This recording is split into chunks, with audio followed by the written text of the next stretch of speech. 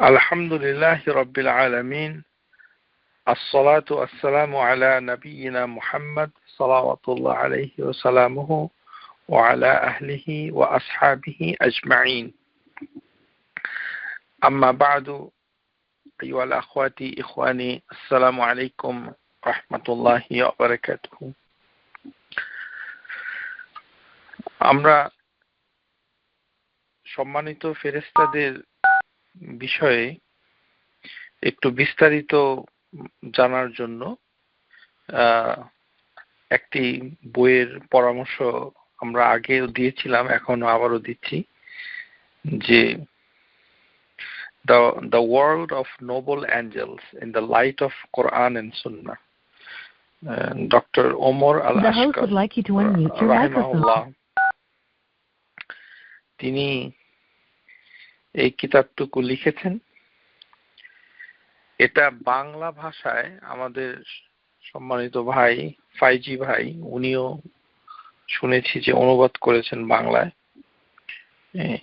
তো বইটা খুবই ভালো এবং এটা থেকে আপনাদের ফেরেশতাদের উপরে যে ঈমান, যে বিষয়গুলো, এগুলো পরিষ্কারভাবে আপনি বুঝতে পারবেন যদি ওটা আপনার সামনে থাকে। এবং আমরা আজকে ওই বইয়ের যেটা সম্মানিত ফেরেশতাদের বিষয়টিকে চ্যাপ্টার 3, ওই বইয়ের যে বইটি ডক্টর ওমর আল আশকর রাহিমাহুল্লাহ তিনি লিখেছেন, এবং সেই বইয়ের 3 নম্বর চ্যাপ্টার, যেটি হচ্ছে দি অ্যাঞ্জেলস এন্ড ম্যান,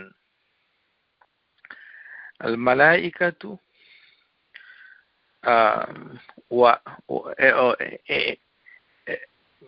ওয়াল মালাইকাতু ওয়াল ইনসান।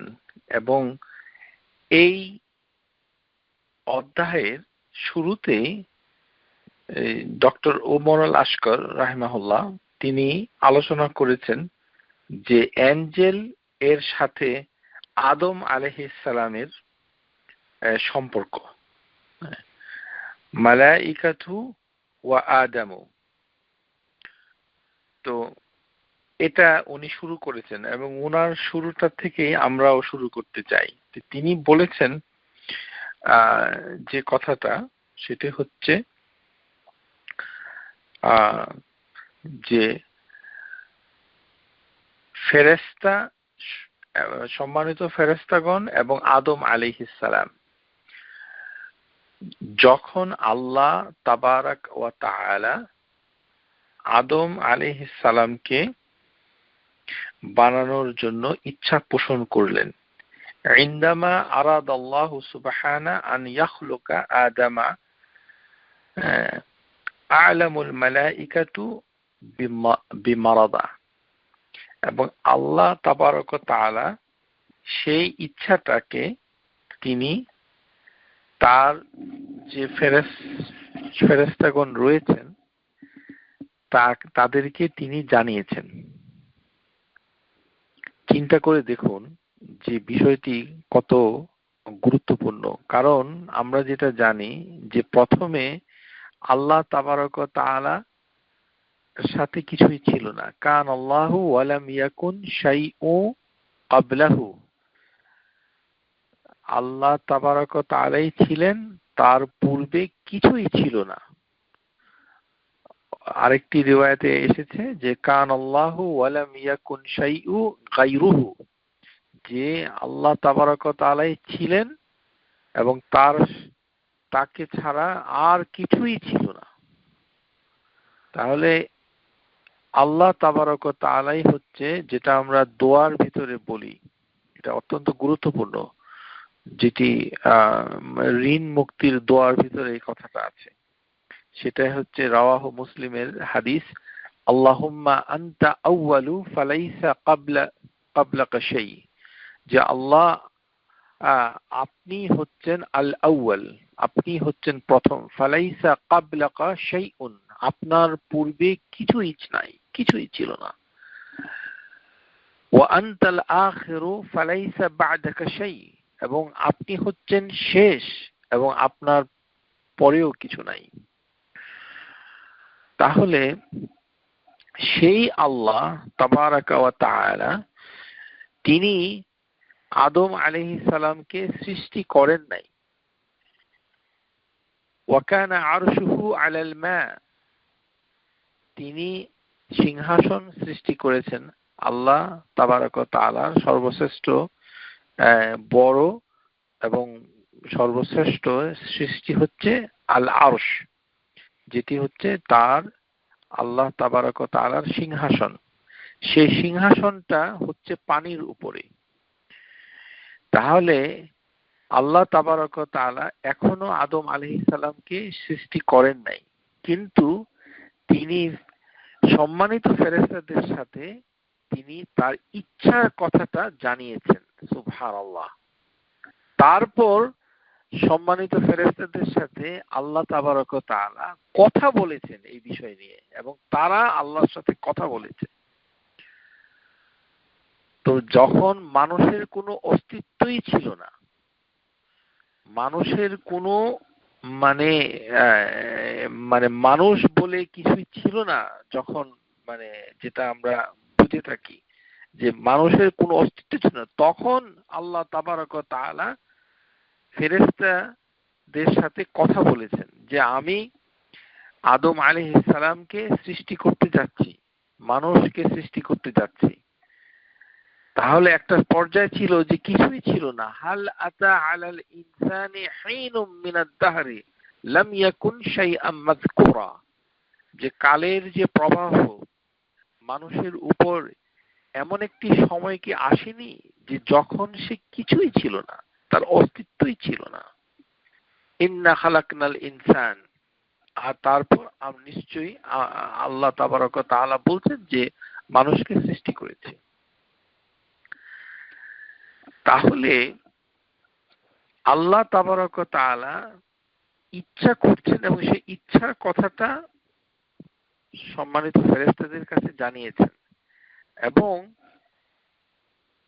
এরকম একটা গুরুত্বপূর্ণ কাজ এর জন্য ফাসআলুহু আনিল হিকমাতি মিন ওয়ারাই যালিক, এবং ফেরেশতাগণ আল্লাহ তাবারাকা ওয়া তাআলাকে জিজ্ঞাসা করেছে, কারণ আল্লাহ তাবারাকা ওয়া তাআলা ফেরেশতাদেরকে কিছু জ্ঞান দিয়েছিলেন। জ্ঞানগুলো কি? লা আন্নাহুম ইলমু আন্নাহু সায়াকিয়া মিন বানি আদম ইফসাদ, যে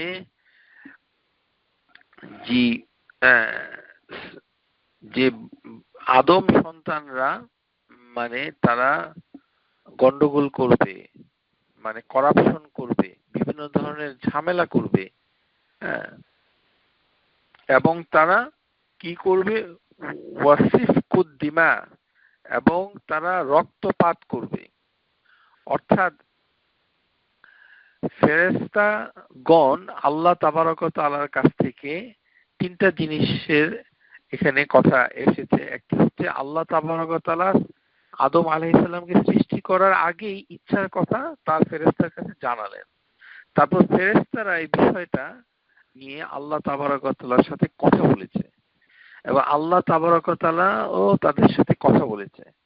আবার আল্লাহ তাবারক ওয়া তাআলা ফেরেশতাদের কাছে একটা ইনফরমেশন দিয়ে রেখেছে, যেটা তারা আগে থেকেই জানে, যে মানুষকে সৃষ্টি করা হলে তারা করাপশন করবে, দুর্নীতি করবে, এবং তারা রক্তপাত করবে।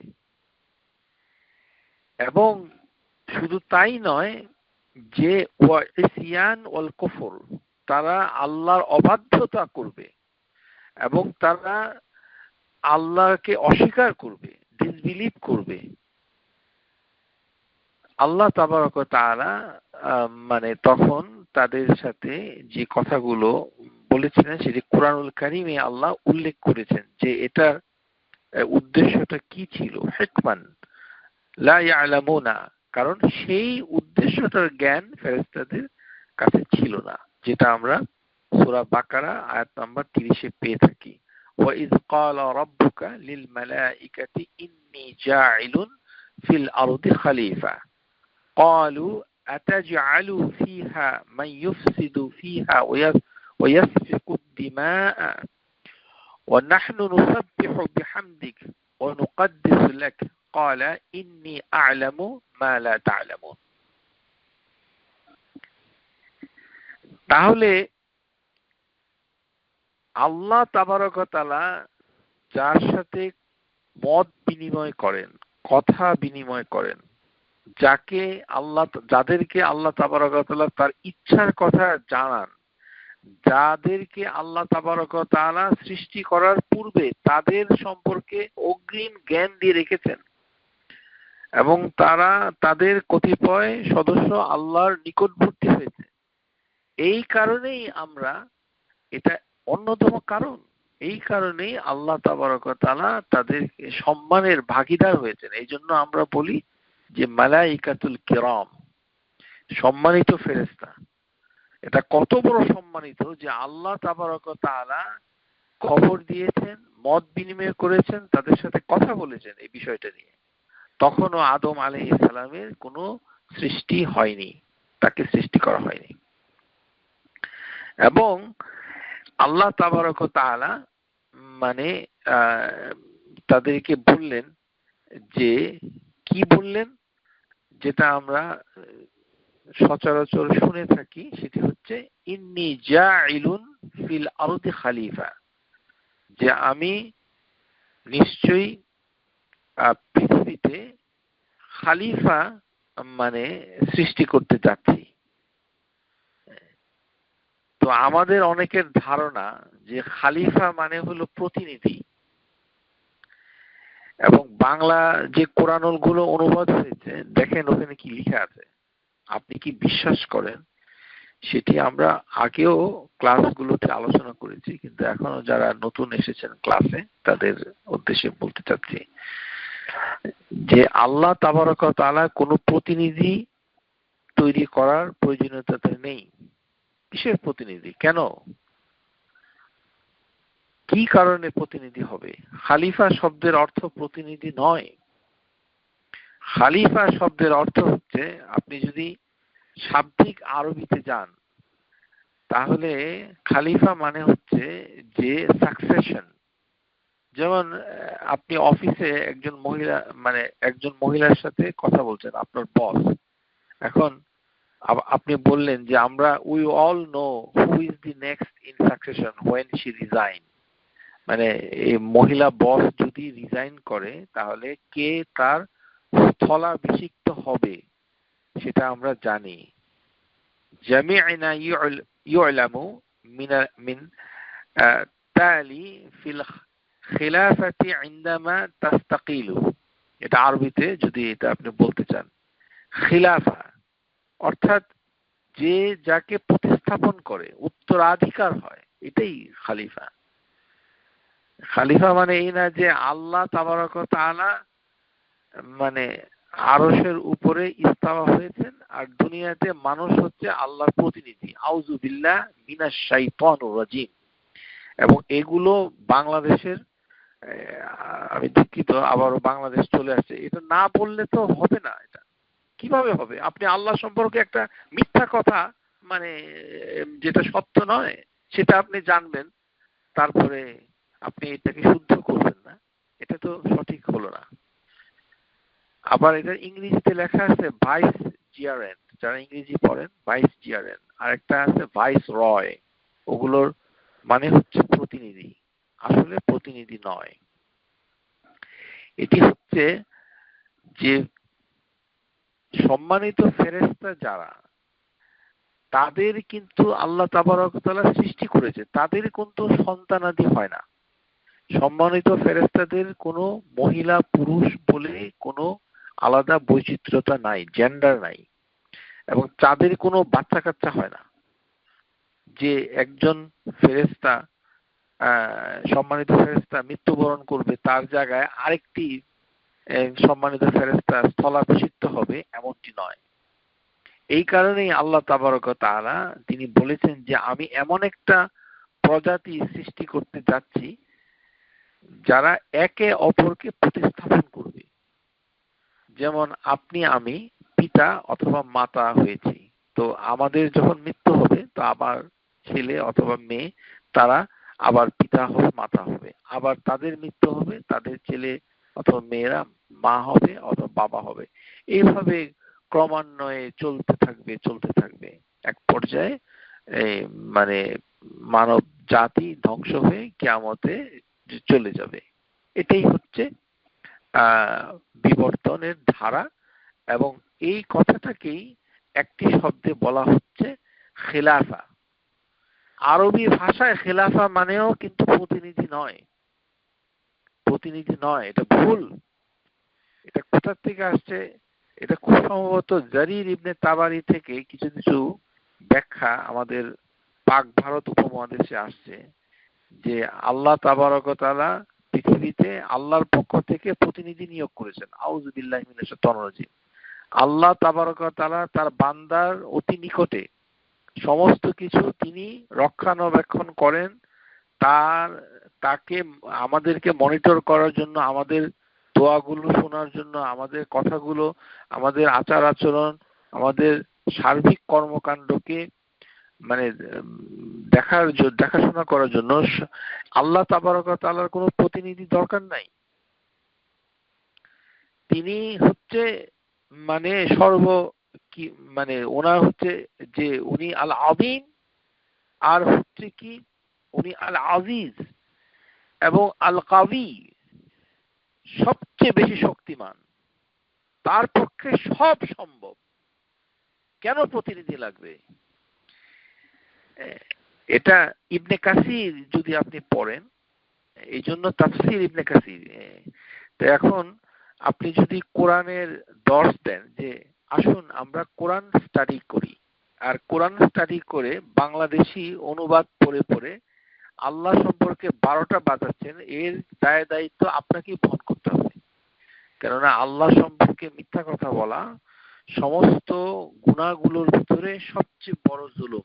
ওমান আযলামু মিম্মান ইফতারা ইলাল্লাহিল কাযিবা। সবচেয়ে বড় জুলুম হচ্ছে আল্লাহ সম্পর্কে মিথ্যা কথা বলা, যেটা আল্লাহ বলেন নাই সেটা আপনি বলছেন। তো এটার প্রকৃত অর্থ যেটি, সেটি হচ্ছে ইবনে কাসির যেটা বলছেন যে আল্লাহ তাবারক ওয়া তাআলা বলছেন যে এমন কিছু সৃষ্টি করতে যাচ্ছে যারা বংশানুক্রমে একে অপরের স্থলাভিষিক্ত হয়। এটা বাংলা করলে দাঁড়ায় হচ্ছে উত্তরাধিকার, সাকসেসর, নট ভাইস রয়। এটা ভুল। এই কথাটা আল্লাহ তাবারক ওয়া তাআলা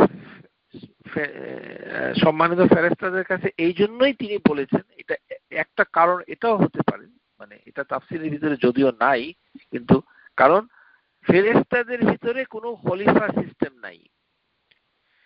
বাদশাকে খলিফা বলা হয় কেন? আপনাদের মনের ভিতরে কিছুটা প্রশ্নের উদ্রেক হতে পারে যে আমরা তো জানি বাদশাকে খলিফা বলা হয়, এটা আসলে সঠিক না।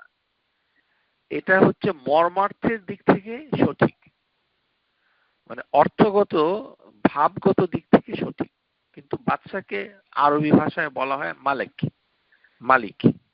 মালিক। যেমন সৌদি আরবের বাদশা মালিক ফাহাদ, বাদশা ফাহাদ, এরকম। খালিফা হচ্ছে যে যাকে রিপ্লেস করে। খালাফ আর সালাফ হচ্ছে যিনি আগে মৃত্যুবরণ করেছেন, আর যিনি পরে এসেছেন তার জায়গায় তিনি হচ্ছেন খালাফ, অর্থাৎ পিছন থেকে এসেছেন। সালাফ এবং খালাফ। খালিফা মানে হচ্ছে বাদশাকে খালিফা বলা হয় এই অর্থে যে এক বাদশা মরে গেলে আরেক বাদশা তার জায়গায় আসে, নাকি না অনেকগুলো বাদশা থাকে, তাহলে তো এটা বাদশা না। বাংলাদেশের প্রধানমন্ত্রী তিনি যখন ইন্তেকাল করবেন ইনশাআল্লাহ, তখন আরেকজন প্রধানমন্ত্রী আসবে, আর অতীতে যে প্রধানমন্ত্রী প্রেসিডেন্ট ছিলেন তাদের মৃত্যুর পরে আবার অন্য প্রধানমন্ত্রী প্রেসিডেন্ট আসছে। তো পৃথিবীর নিয়মই হচ্ছে তাই, যে একজন বাদশা চলে গেলে আরেকজন বাদশা তার স্থলে চলে আসে। এই জন্য বাদশাকে ভাবগতভাবে খলিফা বলা হয়। এটা মানে এটা স্থানান্তর, সাকসেসর। এটি হচ্ছে, এটা আরবি ভাষায় যদি জান, এই যে একটা আরবি সেন্টেন্স আপনাকে শোনালাম যে মিন খিলাফাতি ইনদামা তাস্তাকিলু, যে ওই বস যদি রিজাইন করে তাহলে মানে তার জায়গায় কে আসবে, খিলাফাতি। এটা তো মানুষ আল্লাহর কোনো খলিফা না।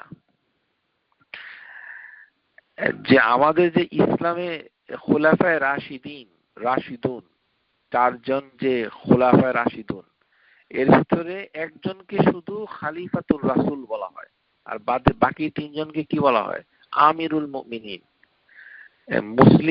মুমিনদের নেতা, আমির, নেতা। আর আবু বকর সিদ্দিক হচ্ছে খলিফাতুর রাসূল। কেন আবু বকর সিদ্দিক রাদিয়াল্লাহু আনহু কে আলাদা করে খলিফাতুর রাসূল বলা হয়? কেন ওমর রাদিয়াল্লাহু তাআলা আনহুকে খলিফা বলা হয় না? কেন বলা হয় না? হাদিসের বইগুলো পড়ে দেখেন, ওদেরকে বলা হয় আমিরুল মুমিনিন, ওসমান, আলী, ওমর। এর কারণ হচ্ছে যে আবু বকর সিদ্দিক রাদিয়াল্লাহু আনহু তিনি তার কাজে এবং কর্মে এক্স্যাক্টলি রাসূলুল্লাহ সাল্লাল্লাহু আলাইহি সাল্লামকে কপিক্যাট করেছে। কপিক্যাট মানে আল্লাহ রাসূল সাল্লাল্লাহু আলাইহি সাল্লাম যে কথা, যে আদেশ তিনি দেন নাই, সেটি আবু বকর সিদ্দিক করেন নাই।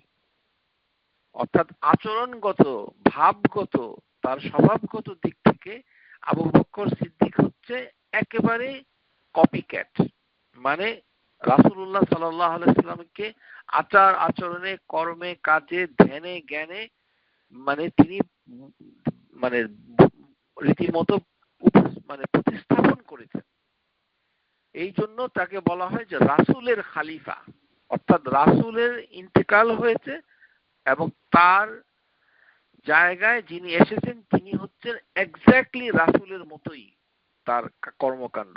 এই জন্য তাকে সম্মান করে খালিফাতুর রাসূল বলা হয়। আবু বকর সিদ্দিক খালিফাতুর রাসূল, কিন্তু বাকি তিনজনকে বলা হয় আমিরুল মুমিনিন। যেমন একটা উদাহরণ, যে কোরআন সংকলন,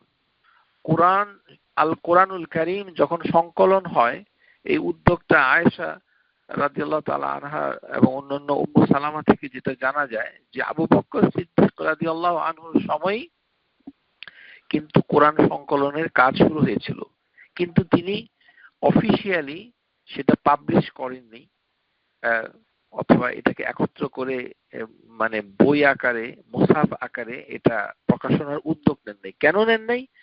কারণ রাসূলুল্লাহ সাল্লাল্লাহু আলাইহি সাল্লাম এটা তাকে করতে বলেন নাই। এই কারণে মানে প্রত্যেকটা কাজে আবু বকর সিদ্দিক এক্স্যাক্টলি রাসূলুল্লাহ সাল্লাল্লাহু আলাইহি সাল্লাম যা করতেন এবং যা নির্দেশ দিয়েছেন মানে তাই করতেন। এর কোনো পরিবর্ধন করেন নাই। বিধায় তার আচরণগত দিক দিয়ে লক্ষ্য করার জন্য ঐতিহাসিকরা তাকে খালিফাতুর রাসূল বলে চিহ্নিত করেছে। আর বাকি যারা ছিলেন তাদেরকে আমিরুল মুমিনিন। তারা এক্স্যাক্টলি কপিক্যাট হয়নি, কিছুটা মানে আরো কিছু পরিবর্ধন, সংশোধন অথবা বিবর্তন করে মানে তাদের মত এবং পথকে সৃষ্টি করেছে। এই জন্য খালিফা মানে হচ্ছে স্থলাভিষিক্ত হওয়া। ইবনে কাসির সেটাই মানে এখানে মানে তিনি তুলে ধরেছেন যে খালিফা শব্দের অর্থ কি। যেমন সূরা আনআম, হুয়াল্লাযী জাআলাকুমুল খালাইফুল আরদ, যে আল্লাহ হচ্ছেন তিনি যিনি পৃথিবীতে এরকম সাকসেসরদেরকে সৃষ্টি করেছেন, খলিফা সৃষ্টি করেছেন। হুয়াল্লাযী জাআলাকুমুল খালাইফু ফিল আরদি ওয়া ইয়াজআলুকুমুল খুলাফা আল আরদ। এই যে খুলাফাউল আরদ, খালাইফিল ফিল আরদ, এটা প্রত্যেকটার অনুবাদই হবে ধারাবাহিক উত্তরাধিকারী, কিন্তু বাংলা ভাষায় অনুবাদে একটা বিশাল ভুল ঝুলে আছে এবং এই ভুলের কারণে আমাদের যারা বাংলাদেশী সমাজ তারা মনে করে যে আল্লাহর আইন মানে কায়েম করতে হবে দেশে, কারণ আমরা হচ্ছে আল্লাহর প্রতিনিধি। জি না, কোনো কিছু কায়েম করার মানে এই নয় যে আমরা আল্লাহর প্রতিনিধি। আল্লাহ কোনো প্রতিনিধি নিয়োগ দেননি কাউকে, কারণ আল্লাহ হচ্ছেন আল হাইয়ুন আল কাইয়ুম। যখন কিছুই ছিল না তখন তিনি ছিলেন, যখন কিছু থাকবে না তারপরে কেউ নাই, তিনি হচ্ছেন তিনি, সেটি আল্লাহ। উনি উনি পৃথিবীতে সমস্ত বান্দার সবকিছু দেখা শোনা, মানে এই হেভেন সমূহ এবং পৃথিবীকে সেটাকে পরিচালনা করার সম্পূর্ণ দায়িত্বে সক্ষম। তিনি কেন মানে আমাকে আপনাকে খলিফা করে পাঠাবেন? সুতরাং খলিফা নয়, এটা খলিফা এমনি বলা যাবে আরবি ভাষায়, কিন্তু এটার ভাবগত অর্থ হচ্ছে স্থলাভিষিক্ত হয়, সাকসেশন। কিন্তু অনুবাদগুলোতে ভুল হয়েছে, যেমন ইংরেজি অনুবাদে যেমনটি হয়েছে তেমনই হয়েছে বাংলা অনুবাদের ক্ষেত্রে। ধারাবাহিক উত্তরাধিকারী অথবা পালানুক্রমে পরস্পরায়, এটাই হচ্ছে এটার মূল বিষয়। বরঞ্চ উল্টাটা হয়। আপনারা যদি সফর করার দোয়াটা যদি আপনি জানেন, এই যে আপনারা প্লেনে হজ করতে যান সৌদি এয়ারলাইন্সে, ওখানে দেখবেন যে একটা দোয়া পড়ে, যেটা আপনি বড় ধরনের সফরে যাওয়ার সময় আপনি পড়তে হয়। তো এই দোয়াটার ভিতরে বলা হচ্ছে যে আল্লাহ হচ্ছেন খলিফা, আমরা না, খলিফা হচ্ছেন আল্লাহ। আপনি কি বলছেন? আল্লাহুম্মা ইন্না নাসআলুকা ফি সাফারিনা হাযাল বিররা ওয়াত তাকওয়া, এই দোয়ার ভিতরে এইভাবে আছে না, ওয়া মিনাল আমালি মা তারদা, আল্লাহুম্মা হাওবিন আলাইনা সাফারিনা হাযা ওয়াতজি আন্না বু'দা, আল্লাহুম্মা আনতা সাহিবুস সাফর ওয়াল খলিফাতু ফিল আহল। তা আমরা দোয়ার ভিতরে কি বলছি? যে ও আল্লাহ, আপনি হচ্ছেন সাহিবুস সফর, আপনি হচ্ছেন আমার সফরের সাথী। আল্লাহুম্মা আনতা সাহিবুস সফর, আর আমি যে বাসায় আমার পরিবারটা রেখে এসেছি তাদের খালিফা হচ্ছেন আপনি। ওয়া খালিফাতু ফিল আহল, তাহলে এখানে খালিফা কে হলো? আল্লাহ। আল্লাহ হচ্ছেন খালিফা, আপনার আমার পরিবারের খালিফা হচ্ছে কে? আল্লাহ। তাহলে পৃথিবীতে মুমিন মুসলমান যখন তার বাড়ি ছেড়ে দূরে কোথাও ট্রাভেল করে, আল্লাহ হন হচ্ছে তার পরিবারের খালিফা, এটাই দোয়ার ভিতরে বলা হচ্ছে। সুতরাং পৃথিবীতে আমাদেরকে আল্লাহর প্রতিনিধি করে পাঠায় নেই, এখানে ইসলামী আইন কায়েম করতে হবে। এই জন্য সমস্যাটা হয়েছে আমাদের এমন, ওই কথার পিছনে কথা যখন লেগে যায় তখন আর হুঁশ থাকে না আমাদের, কেননা আমরা একটু বেহুশ জাতি। কোরআন হাদিস বুঝতে গেলে আপনাকে তত্ত্ব এবং তথ্য এই জিনিসটাকে সঠিক কিনা এটা প্রথমে জানতে হবে। আর বাংলাদেশের অনুবাদ আর বাংলাদেশের বইপত্র এর মাপকাঠি নয়, মানদণ্ড নয়। পৃথিবীতে একমাত্র বাংলাদেশই ইসলামকে ধারক বহন করে না, এবং ইসলামের মৌলিক গ্রন্থগুলো আরবি ভাষায় লিখিত হয়েছে এবং আল কোরআনুল কারীম আরবি ভাষায় নাজিল হয়েছে, এবং এটার প্রকৃত তাফসীর আপনাকে জানতে হবে অথেন্টিক সোর্স থেকে। তাহলে আমরা এখানে কি প্রমাণ করলাম? যে আমরা আল্লাহর খলিফা নই, বরং উল্টাটা, যে আল্লাহ হচ্ছেন আমাদের পরিবারের খলিফা যখন আমরা বাড়িতে থাকি না, আর আপনি বলছেন উল্টাটা। আমরা ইসলামী শাসন কায়েম করব, এতে কোনো সমস্যা নাই, কিন্তু আল্লাহ সম্পর্কে মিথ্যা বলে কায়েম করতে হবে কেন? এরকম অজস্র ভুল ভ্রান্তি কথা ছড়িয়ে ছিটিয়ে আছে, এগুলো দেখার কেউ নাই। কারণ আমাদের সমস্যা হচ্ছে যে অতীতে উনি লিখেছেন, করেছেন, সুতরাং বলছেন এটাই চলছে, চলবে, মানে সুতরাং নতুন করে কিছু আমদানি করা যাবে না।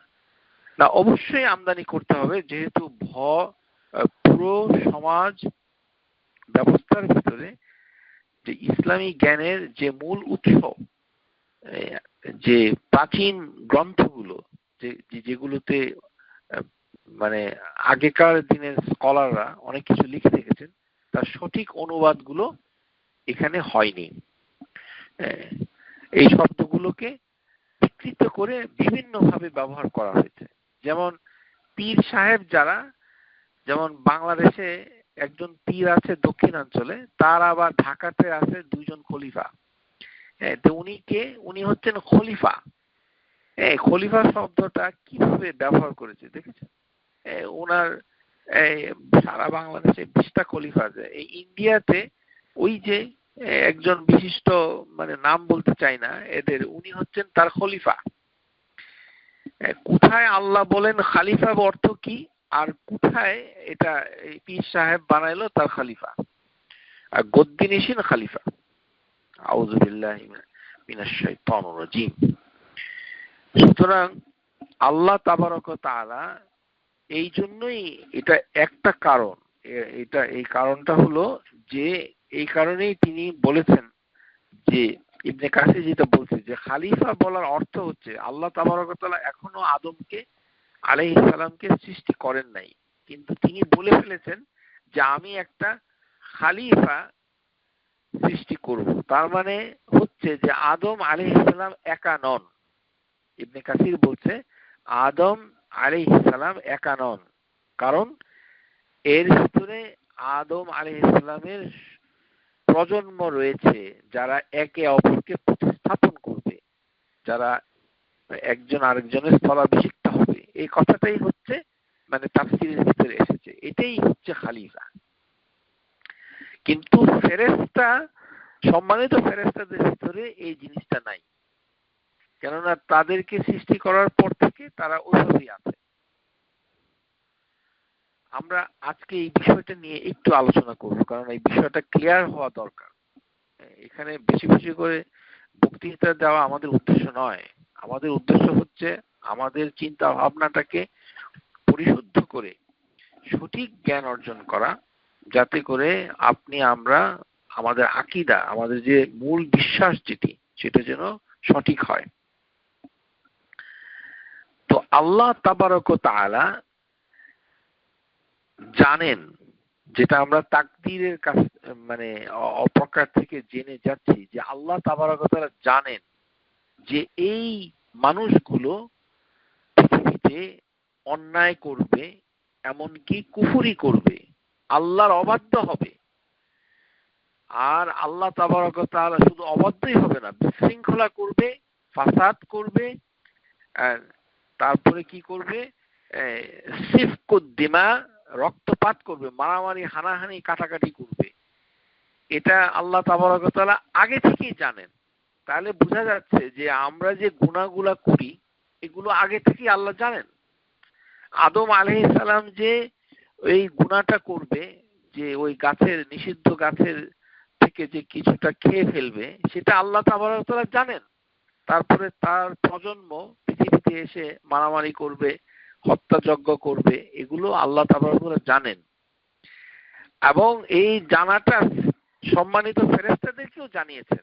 এত বড় একটা গুরুত্বপূর্ণ জিনিস সৃষ্টি করার সময় তিনি মানে যাদের আল্লাহ তাবারক ওয়া তাআলা মত বিনিময় করেছেন, এই কারণেই ফেরেশতাগণ অত্যন্ত সম্মানিত।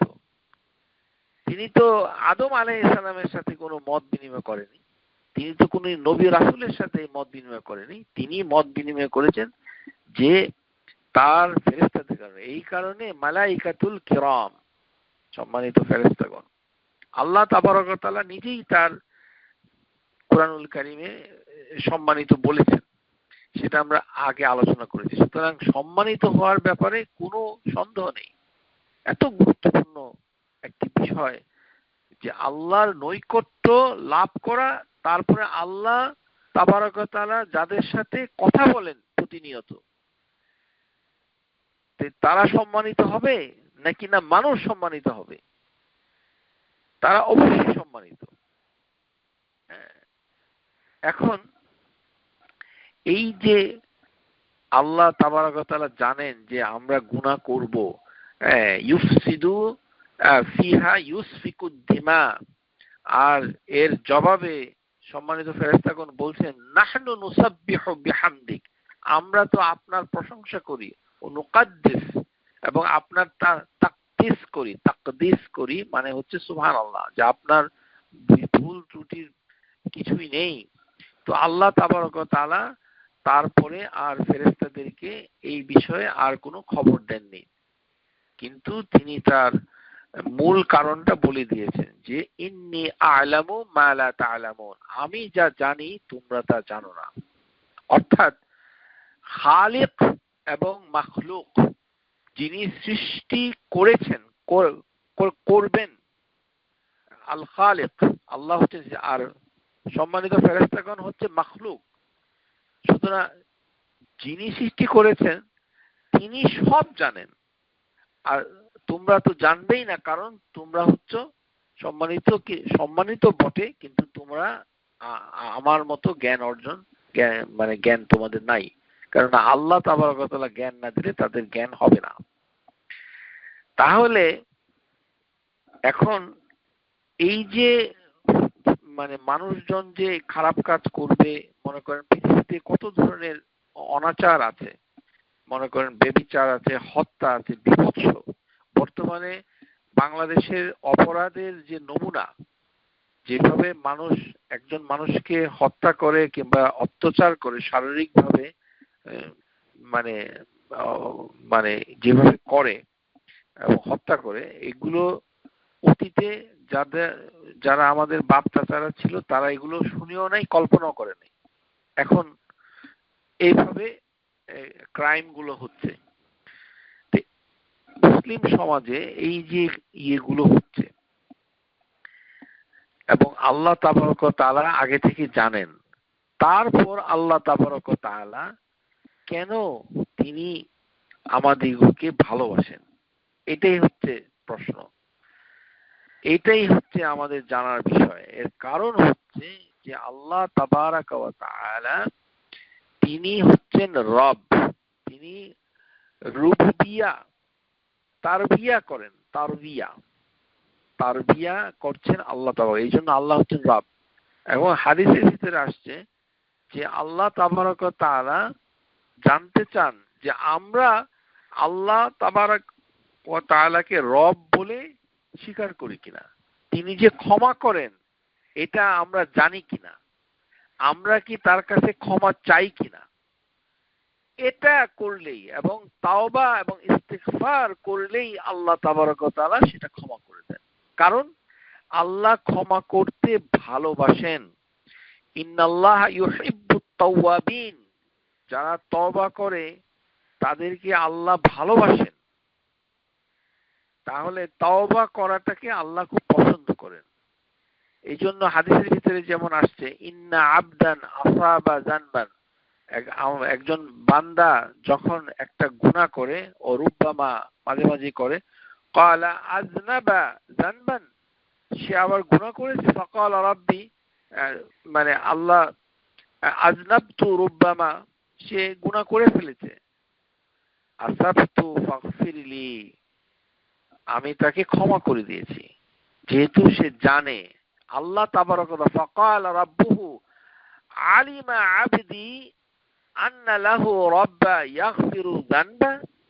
আল্লাহ তাবারক ওয়া তাআলা কথা বলে, এই যে আল্লাহ কথা বলে, ইয়াতাকাল্লাম, এটা আল্লাহর একটা গুণ। আল্লাহ তাবারক ওয়া তাআলা কথা বলে যে আলিমা আবদি, আমার বান্দা কি জানে, আমার বান্দা কি জানে যে তার একটা রব আছে, আন্না লাহু রাব্বান, এবং সে গুনাহ করলে ক্ষমা করে, ইয়াগফিরু যানবি ওয়া ইয়াখুযু বিহি গাফারতু লিআবদি, তখন আল্লাহ তাবারক ওয়া তাআলা তাকে ক্ষমা করে দেয়। তো এই যে আল্লাহ বলেন ফাকালা, এটা কাকে বলেন? আমি আপনি গুনাহ করে চলছি, এর কোনো শেষ নাই। আমাদের গুনার লিস্ট করতে গেলে আমরা কেউ বাঁচবো না। আমেরিকা কানাডায় যারা আছি, এমন অর্থনৈতিক গুনাহ, তারপরে অনিষ্টের গুনাহ, মিথ্যা সাক্ষ্য দেওয়ার গুনাহ, সুদের গুনাহ, তারপরে বেপরদার গুনাহ, অশ্লীলতার গুনাহ, যেগুলো আল্লাহ হারাম করেছে সেগুলো দেখার গুনাহ, গুনাহ লিস্ট, এক এক দেশের গুনাহ এক এক রকম। কিন্তু ভয়ঙ্কর, গুরুতর গুনার ক্ষেত্রে আমেরিকা কানাডায় মুসলমান যারা থাকে তারা কিন্তু কোনো অংশে কম না। হয়তো সে জানে না গুনাহ কিভাবে হয়, কিন্তু গুনাহ আসলে আমরা করছি। এইভাবে পৃথিবীতে যুগে যুগে মানুষ গুনাহ করে চলছে, কিন্তু আল্লাহ তাবারক ওয়া তাআলা যখনই গুনাহ করে তখন আল্লাহ তাবারক ফাকালা রাব্বাহু, তার রব বলে আলিমা আবদি আন্না, যে আমার বান্দা কি জানে। তো এই কথাটা কাকে বলে? সম্মানিত ফেরেশতাকে বলে। এই কারণেই তাকে সম্মানিত বলতে হবে, কেননা আমার কর্মকাণ্ড নিয়ে যদি মানে আপনি যদি অফিসে একটা কাজ করেন আর আপনার অফিসের কাজটা মনিটর করে একটা বস, যে আপনাকে কারেকশন করবে অথবা ফায়ার করে দিবে অথবা চাকরিতে বহাল রাখবে, সে সম্মানিত হবে না? সে যার সাথে কনসাল্ট করে তাকে আপনি সম্মানিত বলবেন না? অবশ্যই। তো এইভাবে সে গুনার পর গুনাহ করতে থাকে, আর যতবার গুনাহ করে ততবারই আল্লাহ তাবারক ওয়া তাআলা একই কথাটা আবার রিপিট করেন, আলিমা আবদি আন্না লাহু রাব্বান, আমার বান্দা কি জানে না যে তার একটা রব আছে, ইয়াগফিরু যানবে, সে ক্ষমা করে দেয়, ইয়াখাযু বিহি গাফারতু লিআবদি, আমি তাকে ক্ষমা করে দেই। এই জন্য মুসলিম বুখারীর হাদিস। এই জন্য হাদিসের ভিতরে এসছে যে যে ব্যক্তি তওবা করে আল্লাহর কাছে ক্ষমা প্রার্থনা করবে, সে এমন ভাবে গুনাহ থেকে মুক্ত হবে যে তার কোনো গুনাহ নাই। আত-তাইবু মিনাল যামবি কামান লা যামবা লাহু, আত-তাইবু মিনাজ যামব, যে যারা গুনাহ করেছে তাদের থেকে তওবাকারীটা এমন যে কামান লা যামবা লাহু, যে সে কোনো গুনাহই করে নাই।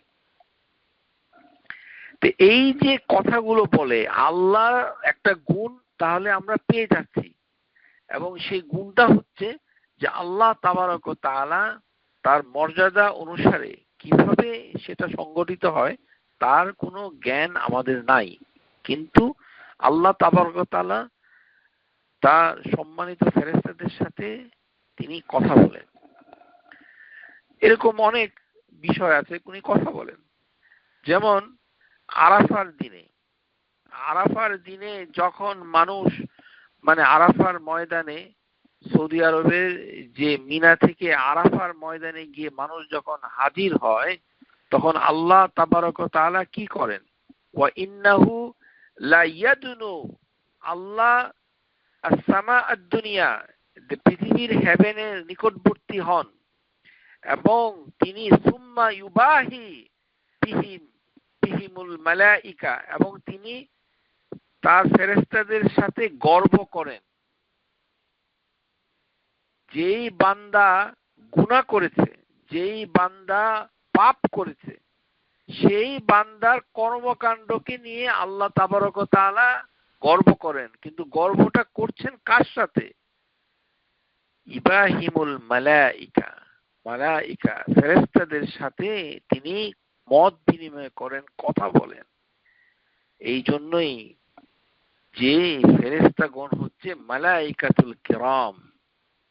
ফায়াকুল মা আরাদা হাউলা, আল্লাহ তাবারক ওয়া তাআলা বলেন যে এরা কি চায়।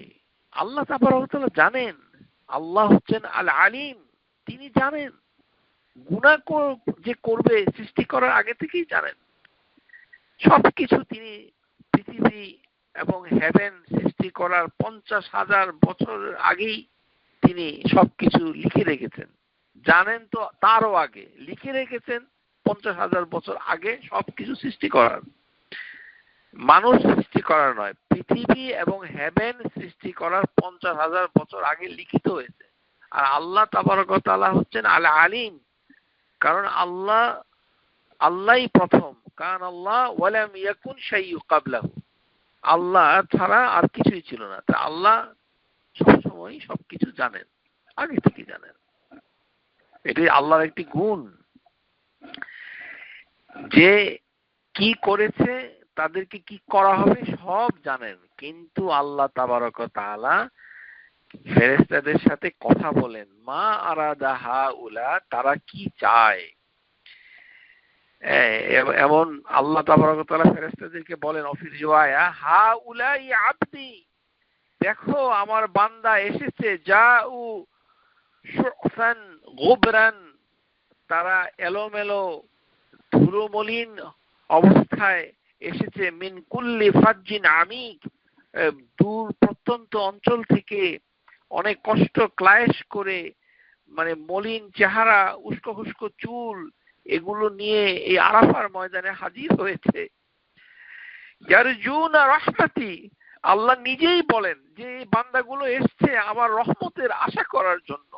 ওয়ায়াখাফুনা আযাবি, এবং তারা আমার আযাবকে ভয় করে। ওয়ালাম ইয়ারাউনি, তারা আমাকে দেখেনি।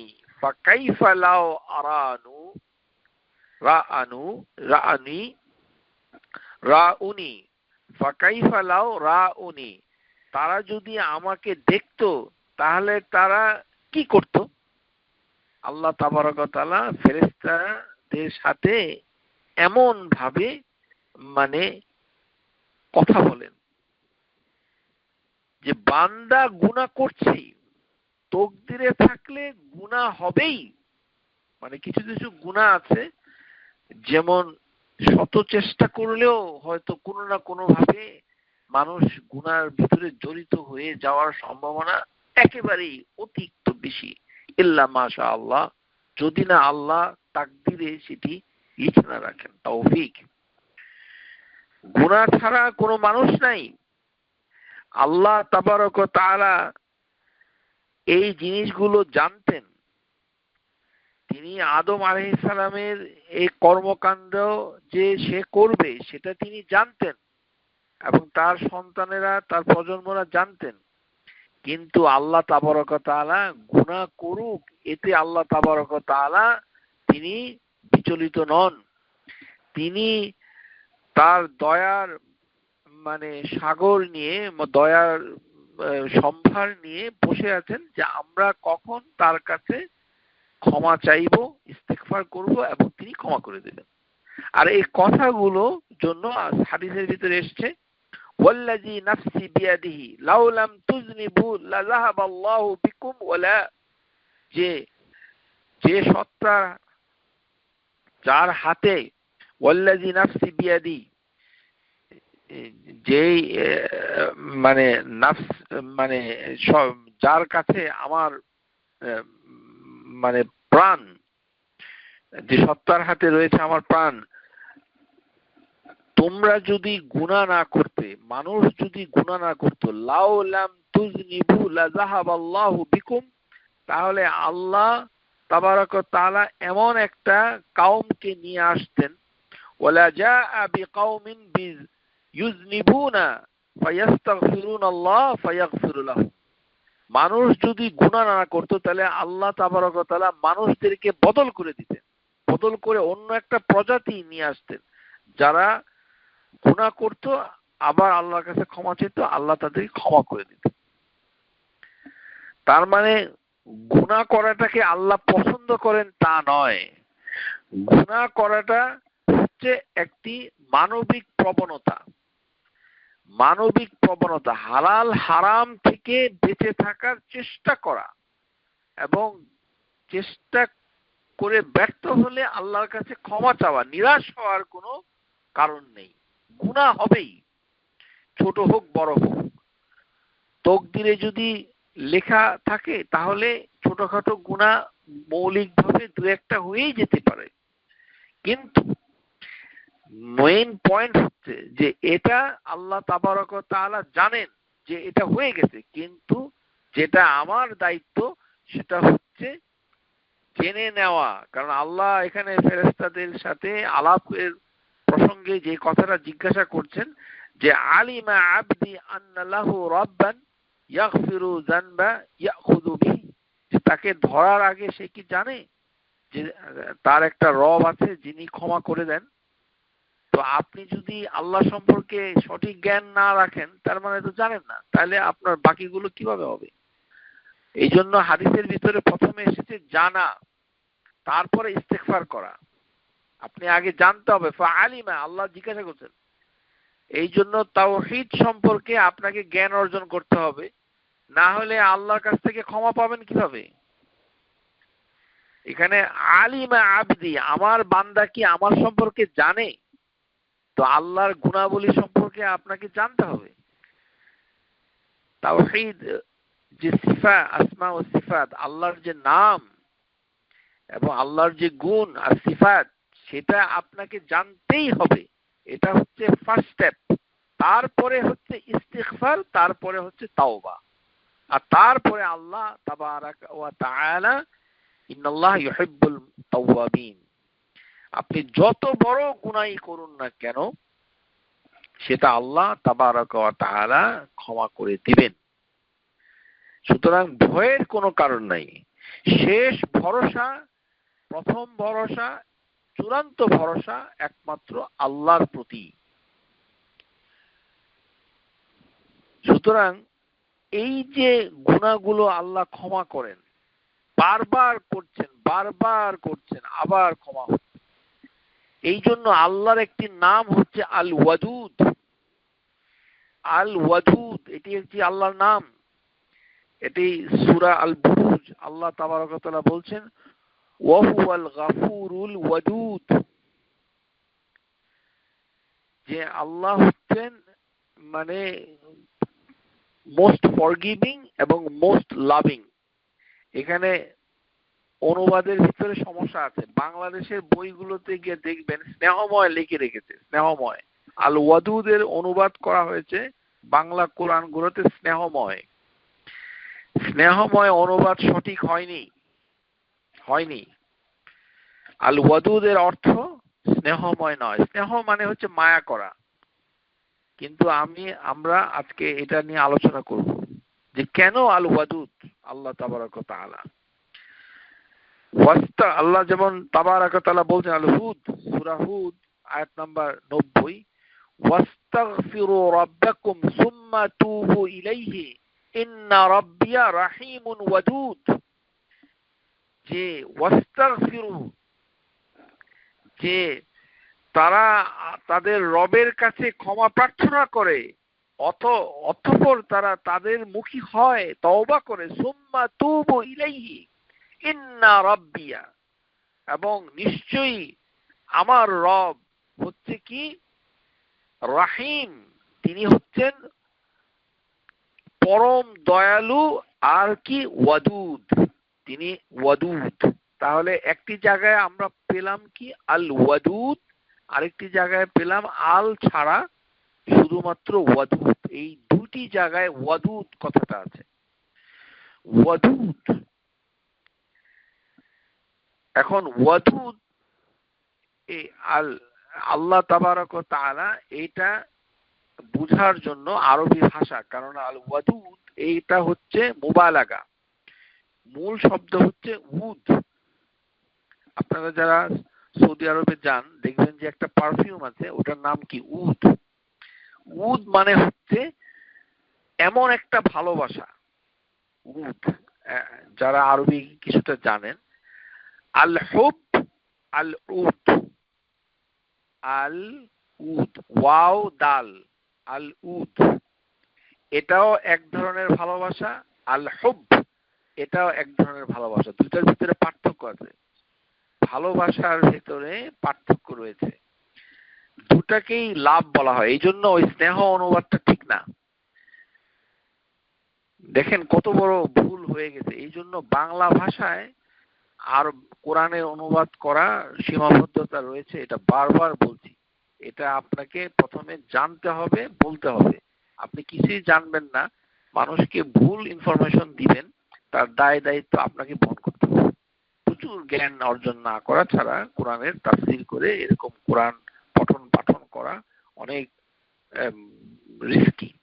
যেমন এটা, আর যারা এগুলো করেছে তারাও সেগুলোকে এতটা লক্ষ্য করেনি। এই যে এই ওয়াদুদ শব্দটা দেখেন বাংলা ভাষায় স্নেহময় করে রেখেছে। আপনি যারই অনুবাদ পড়েন, কোরআনুল কারীম, যে সকল বিশিষ্ট অনুবাদক রয়েছে বাংলাতে, সবাই স্নেহশীল। আর আপনি যেহেতু এটা গভীরে পৌঁছেন নাই, সুতরাং আপনিও একই কথা বলছেন।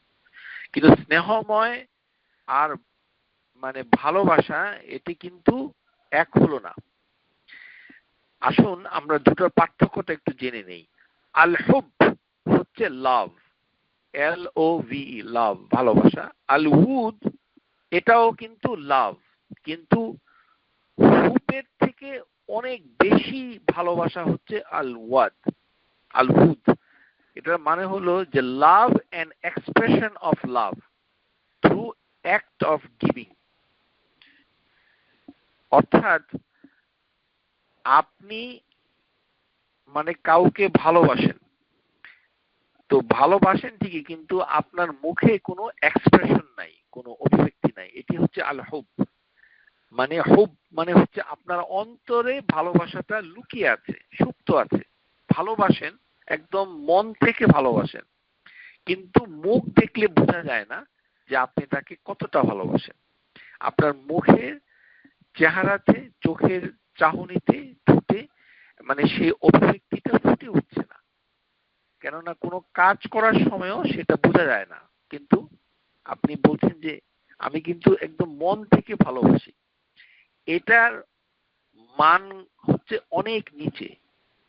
কিন্তু আপনি মন থেকে ভালোবাসেন, আবার সেই ভালোবাসাটা আপনার চেহারাতে, আপনার চাহনিতে, ঠোঁটে, কথাতে, আচার আচরণে, ভঙ্গিতে ফুটে উঠে এক্সপ্রেশন, সেটা হচ্ছে আল উদ।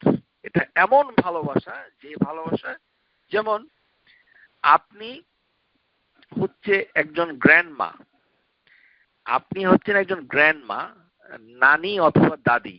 তো ছোট আপনার নাতি, সে আপনার কাছ থেকে প্রতিদিন সকালে 10টার সময় এসে একটা ক্যান্ডি নিয়ে খায়। আপনি জানেন যে নাতিটা আপনার কাছে এসেছে ক্যান্ডি নেওয়ার জন্য, এটা আপনি জানেন, এটাই তার বিহেভিয়ার।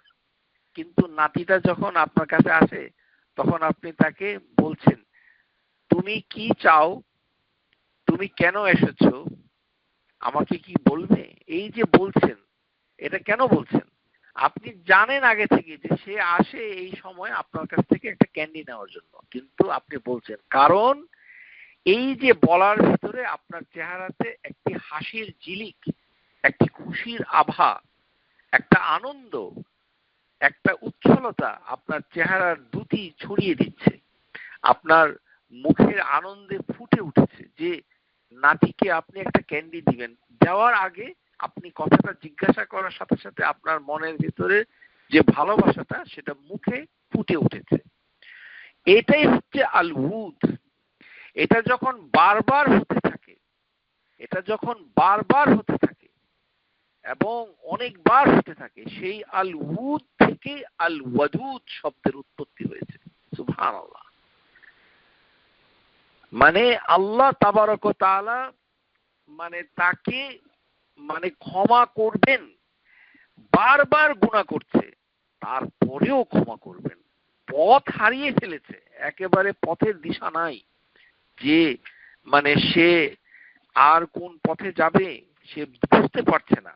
সূরা হুদে যে আয়াতটার ভিতরে আল্লাহ তাবারক ওয়া তাআলা বলছেন 90 নম্বর আয়াতে যে ওয়াস্তাগফির রাব্বাকুম সুম্মা তুবু ইলাইহি ইন্না রাব্বি রাহিমুন ওয়াদুদ। রাহিমুন ওয়াদুদ অর্থাৎ আল্লাহ তাবারক ওয়া তাআলা, তাহলে এখানে মানে স্নেহময় অনুবাদটা সঠিক হয় নাই। আপনি ডক্টর মহসিন খান এর নোবেল কোরআন অনুবাদ পড়ে দেখেন কি অনুবাদ করেছে। আল ওয়াদুদের অনুবাদ হচ্ছে ফুল অফ লাভ, অর্থাৎ ভালোবাসার মানে সব ডাইমেনশন, সমস্ত মাত্রায় ভালোবাসা পরিমিত হয়েছে, যেটা সেটা হচ্ছে আল ওয়াদুদ, এবং এটা চলছে, চলবে। এই জন্য আল্লাহ বলছেন ওয়াদুদ, এটা মুবালাগা, সিগাতুল মুবালাগা। আল উদ বিদাউ ওয়াদ, এখান থেকে এসেছে ওয়াদুদ। তাহলে অনুবাদটা কি হলো? ভুল। অর্থাৎ এখানে তোমরা তোমাদের রবের কাছে ক্ষমা প্রার্থনা করো, ইস্তেগফার করো, তার দিকে ফিরে আসো, কারণ আমার রব পরম দয়ালু এবং আল ওয়াদুদ।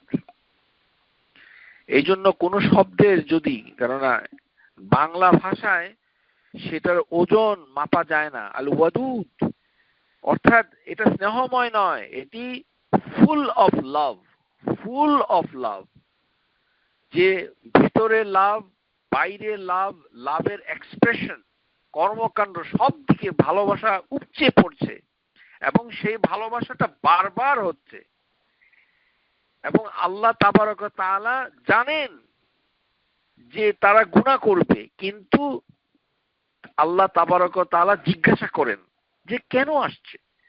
যেমন আমরা কিছুক্ষণ আগে যে উদাহরণটা দেখলাম, যে একজন গ্র্যান্ডমা তার নাতিকে বলছে তুমি কি চাও, কেন এসেছো। হ্যাঁ, গ্র্যান্ডমা কিন্তু জানে যে একটা ক্যান্ডি নেওয়ার জন্য সে এসছে, অথবা তার কোলে ওঠার জন্য এসছে, কিন্তু সে বলছে, আদর করে বলছে। এই জন্য ফেরেশতাদের সাথে এই কথা নিয়ে আল্লাহ তাবারক ওয়া তাআলা কথা বলেন। ওয়া মিনহুমুল মালাইকাতু সায়াহুনা ফিল আরদি ইয়াত্তাবিউনা মাজালিসিজ যিকর। যারা আল্লাহ সম্পর্কে চিন্তা ভাবনা করে, আল্লাহর জিকির করে, আজকার করে, তাদের সমাবেশ, তারা যে যেমন আজকের সমাবেশ, যদিও এটি টেলিকনফারেন্স, কিন্তু এটাও একটা সমাবেশ। আল্লাহর দৃষ্টিতে এই ধরনের সমাবেশ, যা আল্লাহর কথাকে স্মরণ করছে, এই ধরনের সমাবেশ দুনিয়াতে হতে থাকলে, এই ধরনের মানে বলতে বোঝানো হচ্ছে যে মাজালিসু যিকরুল্লাহি তাআলা, যেই সমাবেশে, গ্যাদারিং এর ভিতরে আল্লাহ সম্পর্কে চিন্তা করা হয়, আল্লাহর গুণগান করা হয়, যেমন জামাতে নামাজ পড়া মসজিদের ভিতরে, অথবা কোরআনুল কারীম নিয়ে আলোচনা করা, হাদিস নিয়ে আলোচনা করা, আল্লাহর কালাম নিয়ে আলোচনা ইত্যাদি। তো যিকরুল মাজালিস, যিকরুল্লাহি তাআলা, এই মজলিস গুলো যখন চলতে থাকে পৃথিবীতে, এটা দেখাশোনা করার জন্য এক ধরনের ফেরেশতা সব সময় ঘোরাফেরা করতে থাকে।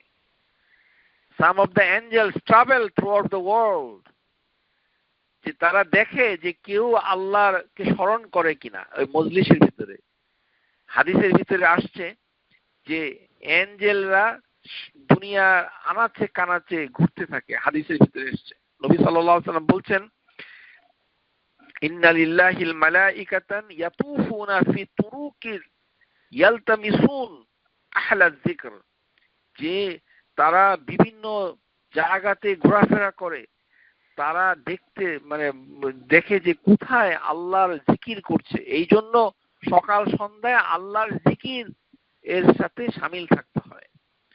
সকাল সন্ধ্যা ঘুমানোর আগে আল্লাহর তাবারক ওয়া তাআলার আজকার অত্যন্ত গুরুত্বপূর্ণ। কেননা হাদিসের ভিতরে আসছে কি, যিকরুল্লাহি তাআলা, যারা আল্লাহর জিকির করবে, অর্থাৎ মাসনুন দোয়া এবং কোরআনের কিছু আয়াত হাদিস অনুযায়ী আমল করবে, যিকরুল্লাহি তাআলা, আজকার, আহলা যিকর, যারা করবে তাদেরকে ফেরেশতারা খুঁজে বের করে। কেননা পৃথিবীর এই প্রান্ত থেকে ও প্রান্তে কোনো না কোনো মানুষ আল্লাহকে স্মরণ করছে। তা আপনি যদি সেই স্মরণগুলো করতে থাকেন, সকাল সন্ধ্যায় করেন, তাহলে আপনি একটা গ্রুপের ভিতরে পড়ে যাবেন, এবং সেই গ্রুপে পড়ে যাওয়ার সময় এটার যে কত বড় উপকারিতা, এবং আপনাকে খুঁজে বের করার দায়িত্ব ফেরেশতার। সুতরাং এই ফেরেশতা এত দায়িত্ববান যে সে কি করে, ইয়াতুফুনা ফি তুরুক, সমস্ত রাস্তাঘাট, পৃথিবী, জগৎ সংসার তন্ন তন্ন করে খুঁজে আপনাকে বের করে নিয়ে আসবে এক লহমায়, যে আপনি কোথায় আছেন, কিভাবে আল্লাহর জিকির করছেন। তখন তারা যখন পেয়ে যায় আপনাকে, আমাকে, ফাইজা ওয়াজাদু কওমান ইয়াযকুরুনাল্লাহ নাতাদাউ হালুম্মু ইলা হাজাতিকুম, তখন তাদেরকে একে অপরকে ফেরেশতা ডেকে বলে যে তারা কিসের জন্য ক্ষুধার্ত, তারা কিসের জন্য ক্ষুধার্ত, এবং তারা তাদের ডানাকে প্রসারিত করে এবং নিকটবর্তী হেভেনের পর্যন্ত তারা ছড়িয়ে পড়ে।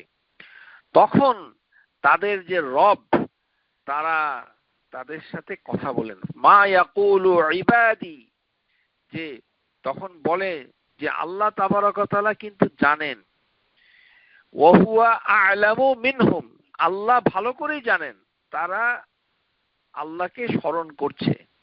ওয়া হুয়া আ'লামু মিনহুম, কিন্তু ফেরেশতাদের সাথে আল্লাহ সুন্দর করে জিজ্ঞাসা করেন পরম মমতায়, কারণ আল্লাহ হচ্ছেন আল ওয়াদুদ। আল্লাহ হচ্ছেন কি? আল ওয়াদুদ।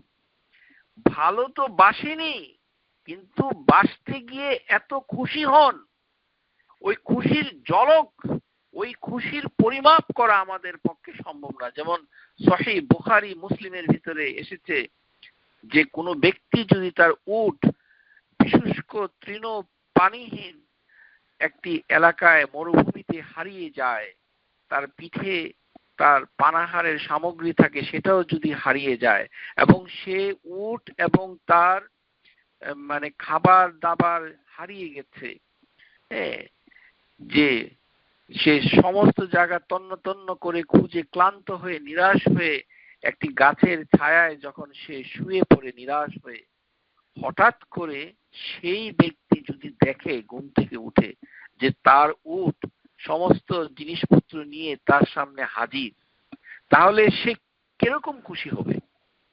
কিরকম খুশি হবে? এত খুশি হবে। মরুভূমিতে দেখছেন যে কিছু নাই, গাছ নাই, পালা নাই, মানবহীন, অনেক দূর, দেখলেই ভয় লাগে। এই যে সৌদি আরবে আপনি যান হজ করার সময়, তখন বাসের জানালা দিয়ে কি মরুভূমিগুলো দেখেছেন?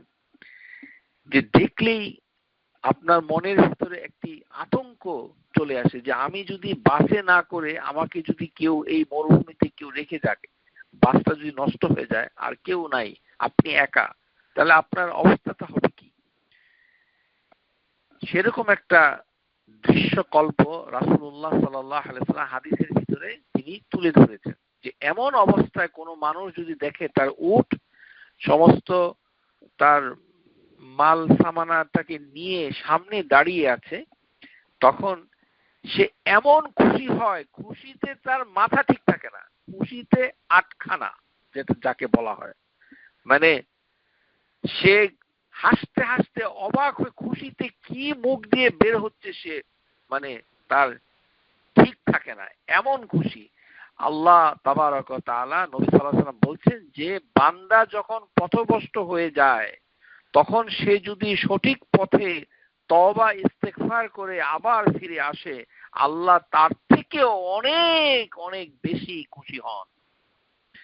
কারণ আল্লাহ হচ্ছেন আল ওয়াদুদ। তাহলে এটার অনুবাদ কি হবে? মানে এটার অনুবাদ নাই, স্নেহময় নয়। কিসের স্নেহ? স্নেহ দিয়ে এটা কি হবে নাকি? এটা অতিরিক্ত ভালোবাসা, মানে এত ভালোবাসা, যার জন্য ডক্টর মহসিন খান তার নোবেল কোরআনে যে অনুবাদটা করেছেন এক্সেলেন্ট, সেটা কি? Full of love.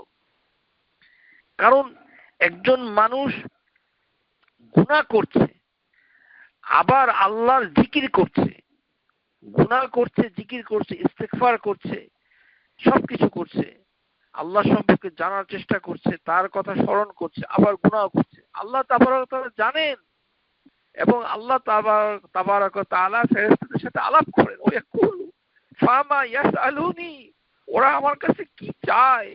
আল্লাহ তো জানেন, আল্লাহ জানেন। ক্বালা ইয়াসআলুনাক, তারা আপনার কাছে চায় কি? জান্নাহ। ক্বালা ইয়াসআলুনাকাল জান্নাহ, they ask you for paradise, তারা আপনার কাছে জান্নাত চায়। তাহলে চাওয়ার ভাষাটা আপনি লক্ষ্য করুন, ইয়াসআলুনাকাল জান্নাহ, ফেরেশতারা উত্তর দিচ্ছে যে আপনার বান্দারা আপনার কাছে কি চায়, আল্লাহ জিজ্ঞাসা করছেন। ইয়াকুলু মা ইয়াসআলুনি, তারা কি চায়? ক্বাল ইয়াসআলুনাকাল জান্নাহ, আপনার কাছে জান্নাত চায়। তো আমাদের বাংলাদেশে কি বলে? আল্লাহর দরবারে দোয়া করেন। দরবার নিয়ে এসেছেন তিনি, দরবার কথা তো হাদিসে নাই, কোরআনেও নাই, কোথাও নাই। তো আল্লাহর শব্দের সাথে দরবার লাগিয়ে দিয়েছেন। দরবার মানে হচ্ছে কি? কোর্টইয়ার্ড। ওখানে বাদশা থাকে, বাদশার আবার প্রাইম মিনিস্টার, সভাসদ বর্গ থাকে। আপনার উদ্দেশ্যটা কি? এই যে বাংলাদেশে গণহারে, বাংলাদেশের কথা বললে রাগ হয়ে যায়, রাগ, আরে বাপরে বাপ, হাদিস বিরোধী, আকীদা বিরোধী, কি মুখ দিয়ে বলতেছে কোনো খবর নাই। আল্লাহর দরবারে, আপনি দরবারে কেন বলছেন? এখানে হাদিসের ভিতরে কি বলা হচ্ছে? ইয়াসআলুনাকাল জান্নাহ, সরাসরি আপনার কাছে জান্নাত চায়, আপনার কাছে দোয়া চায়। ওয়াইযা সালাকা ইবাদি আন্নি ফাইন্নী করিব, আল্লাহুম্মা ইন্নী আসআলুকাল আফওয়া, আল্লাহ আমরা ক্ষমা চাই, আল্লাহুম্মা ইন্নী আসআলুকাল আফওয়া ওয়াল আফিয়া, আমরা নিরাপত্তা চাই। আসআলুকা আরবি কি? দরবার কোথায় আসলো? উদ্দেশ্য খারাপ, আকীদা নষ্ট। আল্লাহর দরবারে আপনি বলছেন স্বাভাবিকভাবে আল্লাহর, আপনি বুঝতে পারছেন না কত বড় অপরাধ আপনি করে ফেলছেন। কারণ দরবার বলা মানেই হলো যে আল্লাহ তাবারক ওয়া তাআলা শুধু একাই না, আরো দু একজন আছে যিনি আপনার মধ্যস্থতা করবেন। কারণ দরবারে তো বাদশা থাকে। দরবার মানেটা কি? দরবার মানে হচ্ছে কোর্টিয়ার্ড, যেখানে কিং থাকে এবং তার সভাসদ বর্গরা বসে থাকেন। তো সুপারিশ করার জন্য লোক আছে। তো বাদশা ফরমান দিবে, সাথে উজির নাজির বলবে যে জি জাহাপনা তাকে একটু ক্ষমা করে দেন। তো আপনি মনে করেন যে আপনার পীর মুর্শিদ হচ্ছে আপনার মাধ্যম। ওই পীর মুর্শিদের ওই সুফি তন্ত্র থেকে যেই জিনিসটা আপনার সংস্কৃতিতে এসেছে, ওখান থেকেই আমাদের বাংলাদেশে ঢুকেছে। আল্লাহর দরবারে আপনি চান, দেখবেন মানুষ কথায় কথায় বলে, হ্যাঁ আল্লাহর দরবারে দোয়া করেন। কেন আল্লাহর কাছে দোয়া করেন এটা মুখ দিয়ে বের হয় না? আল্লাহর কাছে দোয়া করেন এটা বলেন না কেন? আল্লাহর দরবার কেন বলছেন? দরবার বলার উদ্দেশ্য হচ্ছে ভয়ঙ্কর। এটার মানে হলো যে সুপারিশকারী হিসাবে আপনি কাউকে নিয়োগ দিয়েছেন অথবা আপনি ধরে নিয়েছেন যে আপনি একা আল্লাহর কাছে চাইতে পারবেন না, অন্য আরেকজন লোক লাগবে মাঝখানে, ইন্টারমিডিয়ারি, এবং সে তার মাধ্যমে, এই জন্য আপনি দরবারের অপচারণা করেছেন। অথচ আল্লাহর কোনো দরবার নাই। ভালো করে শুনে রাখুন, জীবনে যতবার আল্লাহর দরবার দরবার করেছেন এগুলো বাদ দিন। আল্লাহ তাবারক ওয়া তাআলা সরাসরি আপনার চাহিদা পূরণ করবে, সরাসরি। যতবার আমরা গুনাহ করছি আল্লাহ তাবারক ওয়া তাআলা বারবার আমাদিগকে ক্ষমা করে দিচ্ছেন। আল্লাহ তাবারক ওয়া তাআলা এটা জানেন, তারপরেও ফেরেশতাদের সাথে তিনি এই বিষয়ে কথা বলেন যে আমার বান্দারা আমার সম্পর্কে কি বলছে, যে তারা কি আমাকে দেখেছে? ফায়াকুলু হাল রাআনি, তারা কি আমাকে দেখেছে? ক্বাল ফায়াকুলুনা লা ওয়াল্লাহি, ফেরেশতারা বলছে না আল্লাহ আপনাকে আপনার বান্দারা দেখে নাই। মা আরাউক, যে তারা দেখেনি, আল্লাহর কসম দিয়ে তারা বলে।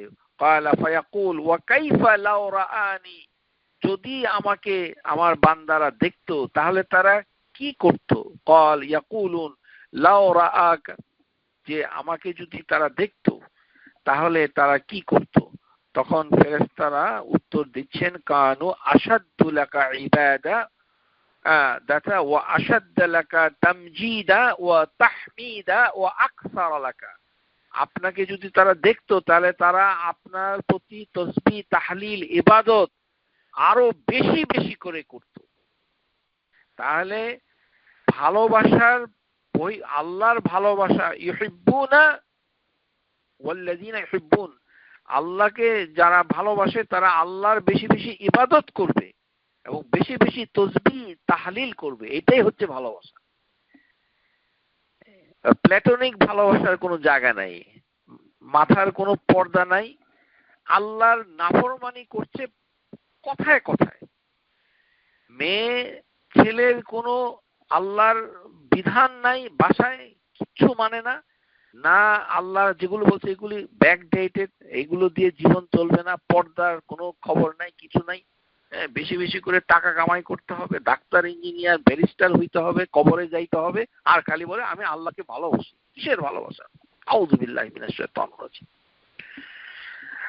প্রথমে আল্লাহর কাছে জানতে হবে, প্রথম কর্মসূচি প্রথমে জানতে হবে যে আল্লাহ গুণাবলীটা কি, তারপর আপনার আমার কৃতকর্মের জন্য আল্লাহর কাছে তওবা করে তারপর ইস্তেগফার করে সেখান থেকে সরে আসতে হবে, তাহলেই আল্লাহ আপনাকে যা চান সেটা আপনাকে দেবে। চাওয়ার ভিতরে প্রথমেই রয়েছে কি, ইয়াসআলুনাকাল জান্নাহ, আল্লাহুম্মা ইন্নী আসআলুকাল জান্নাহ ওয়া নাউযু বিকা মিনান নার।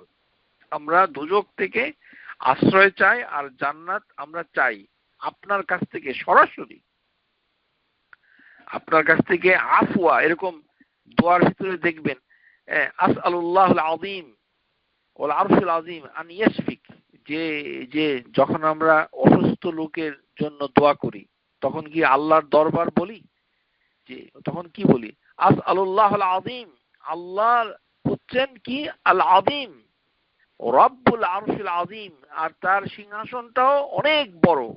আল আযীম, আল আরশুন আযীম, সেটাও অনেক বড় সিংহাসন।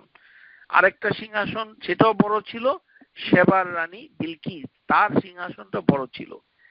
আল্লাহ তাবারক ওয়া তাআলার সিংহাসন হচ্ছে তার সৃষ্টির ভিতরে সবচেয়ে বড়। সেই মহান সিংহাসনের রব হচ্ছেন আল্লাহ, এবং সেই প্রশংসা করে আপনি কি চাচ্ছেন, আন ইয়াশফিক, তাকে যেন শিফা দেন, আপনি তাকে শিফা দিন। এখানে আল্লাহর দরবার নাই, দরবার কথাটা উল্লেখ নাই, কোথাও নাই। সুতরাং আল্লাহ তাবারক ওয়া তাআলা এইভাবে মানে মানে কথা বলেন, জিকিরের মজলিস নিয়ে কথা বলেন, যে এবং মত বিনিময় করেন। কিন্তু আল্লাহ তাবারক ওয়া তাআলা জানেন যে তারা কিসের থেকে পানাহা চাচ্ছে, কিসের থেকে কি চাচ্ছে, সেটা সব কিছু তারা জানেন। তখন আল্লাহ তাবারক ওয়া তাআলা একে একে সবাইকে ক্ষমা করে দেন। যতবার গুনাহ করবে ততবার ক্ষমা করে দেন। শুধু ক্ষমাই করেন না, তিনি ক্ষমা করে এত খুশি হন যেটা তার মানে মানে খুশির মাত্রা সীমাহীন হয়ে যায়। যেমন মানুষের খুশি হলে সীমাহীন হয়, তার থেকে অধিক মাত্রায় তিনি খুশি হন এবং বারবার এটি হতে থাকেন। এই জন্য সিগাতুল মুবালাগাতে শুধু আল উদ, আল্লাহ তাবারক ওয়া তাআলা বলতে পারতেন ওয়াল উদ, কিন্তু আল্লাহ বলেছেন আল উদ না বলে বলছেন আল ওয়াদুদ। ওখানে মুবালাগা করেছেন, এক্সাজারেশন, যে এটা এমন ভালোবাসতে থাকেন যে ভালোবাসার টইটম্বর বারবার। কিন্তু ভালোবাসাটা হচ্ছে মানবিক, ওই প্ল্যাটনিক, এই লাইলি মজনুর ভালোবাসা নয়। আউযু বিল্লাহি মিনাশ শাইতানির রাজিম। যারা অপ্রিয় শব্দ প্রয়োগ করবে আল্লাহ তাবারক ওয়া তাআলার জন্য, এটা মানে কমপ্লিটলি হারাম। যেমন আমাদের সংস্কৃতিতে প্রেম কথাটা আছে, এরকম আরবিতে ইশক এরকম আছে। অনেক কিছু ইনঅ্যাপ্রোপ্রিয়েট শব্দ ব্যবহার করা যাবে না, যেটা আল্লাহ তাবারক ওয়া তাআলার ইজ্জত, তার মর্যাদার সাথে সামঞ্জস্যপূর্ণ সেই শব্দটাই ব্যবহার করতে হবে। অন্য কোনো ইঙ্গিত টার্ন নেওয়া যাবে না। আমরা আল্লাহর মুখাপেক্ষী। আল্লাহু গানিউন ওয়া আনতুম ফুকারা, আমরা হচ্ছি ভিখারি, আমরা তার ভালোবাসা চাই, আমরা তার ক্ষমা চাই, আমরা তার কাছে ফিরে যাই, তওবা করি, ইস্তিগফার করি বারবার, তাছাড়া কোনো গতি কিন্তু নাই।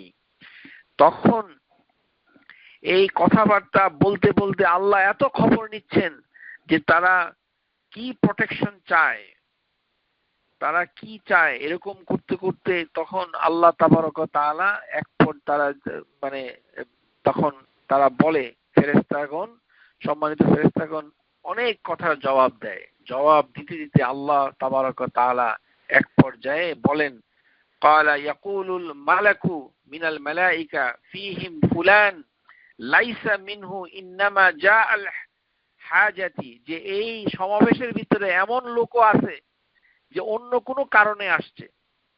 মনে করেন জিকিরের মজলিসের ভিতরে সবাই আল্লাহর কথা শুনতে আসে নাই, কিন্তু সামহাও মজলিসের ভিতরে ঢুকে পড়ছে। মনে করেন আজকের অনুষ্ঠানে একজন লোক হয়তো অনুষ্ঠানটা শুনছে, সে ঘটনাক্রমে আমাদের অনুষ্ঠানটা শুনছে অথবা কোনো মজলিসে হাজির হচ্ছে, ফেরেশতাগণ বলছে এমন লোকের ক্ষেত্রে আমরা কি করব?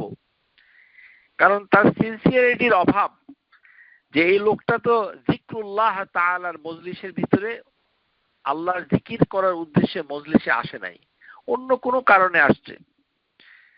কিন্তু আল্লাহ তাবারক ওয়া তাআলা আল ওয়াদুদ, এই ঘটনায় আল্লাহর ভালোবাসা উপচে পড়ছে, ফুল অফ লাভ।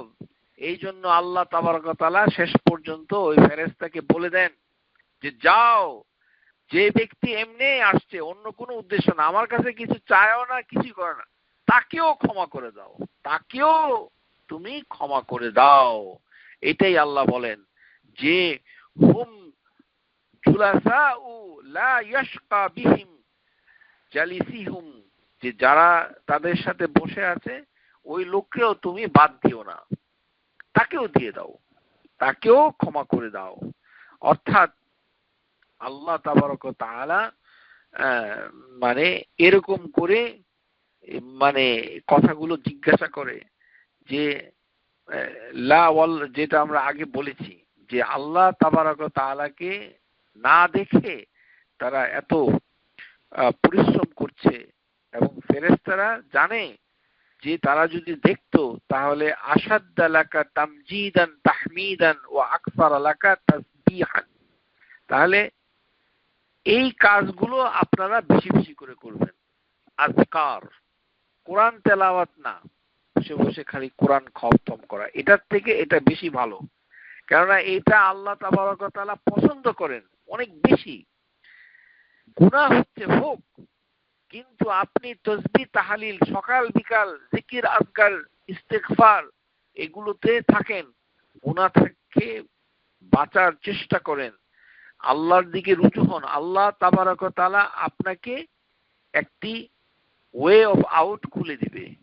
আল্লাহকে ভয় করলে ওমাইয়াত্তাকিল্লাহ ইয়াজআল লাহু মাখরাজা, একটা রাস্তা আপনাকে বের করে দিবে যেখান থেকে আপনি বের হয়ে আসতে পারবেন এই মহা ঝামেলা থেকে, এই মহা অন্যায় থেকে। তো এই জন্য সম্মানিত ফেরেশতাগণ আল্লাহ তাবারক ওয়া তাআলাকে অগ্রিম বলে দিচ্ছে যে আপনাকে যে আল্লাহ ভালোবাসে, ক্ষমা করে দিচ্ছে, আপনি যদি আল্লাহকে দেখতে পাইতেন তাহলে কি করতেন সেটা আপনার কর্মকাণ্ডের উপরে ভিত্তি করে বলে দিচ্ছে। তাহলে এই কাজগুলো আপনার করা উচিত, না হলে এইটার এই গুণাবলী যদি আপনার না থাকে তাহলে আপনি তো ফেরেশতাদের অ্যাকাউন্টে উঠতে পারছেন না, যে না এই লোকটা সবসময় আজকার যিকরুল্লাহি তাআলা, সবসময় জিকির, সবসময় সকাল সন্ধ্যা, তারপরে হচ্ছে রাতে ঘুমানোর আগে, তারপরে উঠতে বসতে বিভিন্ন সময়, খাওয়া দাওয়া পোশাক পরিচ্ছদ সবসময় জিকির। এই কথাটাই ফেরেশতারা উত্তর দিয়ে আল্লাহকে বলে দিয়েছে যে এই বান্দাগুলো যদি আপনাকে দেখতে পাইতো, ওয়া কাইফা লাউ রাআনি ক্বাল ইয়াকুলুন লাউ রাআকা কানু আশাদ্দা লাকা ইবাদাহ, যদি আপনাকে তারা দেখতে পাইতো তাহলে আপনার ইবাদতে সে আরো পরিশ্রম করত, আরো পরিশ্রম। আশাদ্দা লাকা ইবাদাহ অর্থাৎ ইবাদতে খুব পরিশ্রম। ইবাদতে পরিশ্রমের অর্থ কি? কষ্ট করে করতে হবে। এই যে উদহিয়া আসছে, আপনি কি পশু ক্রয় করেছেন, গাড়ি চালিয়ে গেছেন, বকরি খাসি কোনটা আপনি জবাই করবেন আল্লাহর ইবাদতের উদ্দেশ্যে, সেটা কি আপনি করেছেন? কষ্ট না করলে কিভাবে হবে? তো এই জন্য কষ্ট করতে হবে।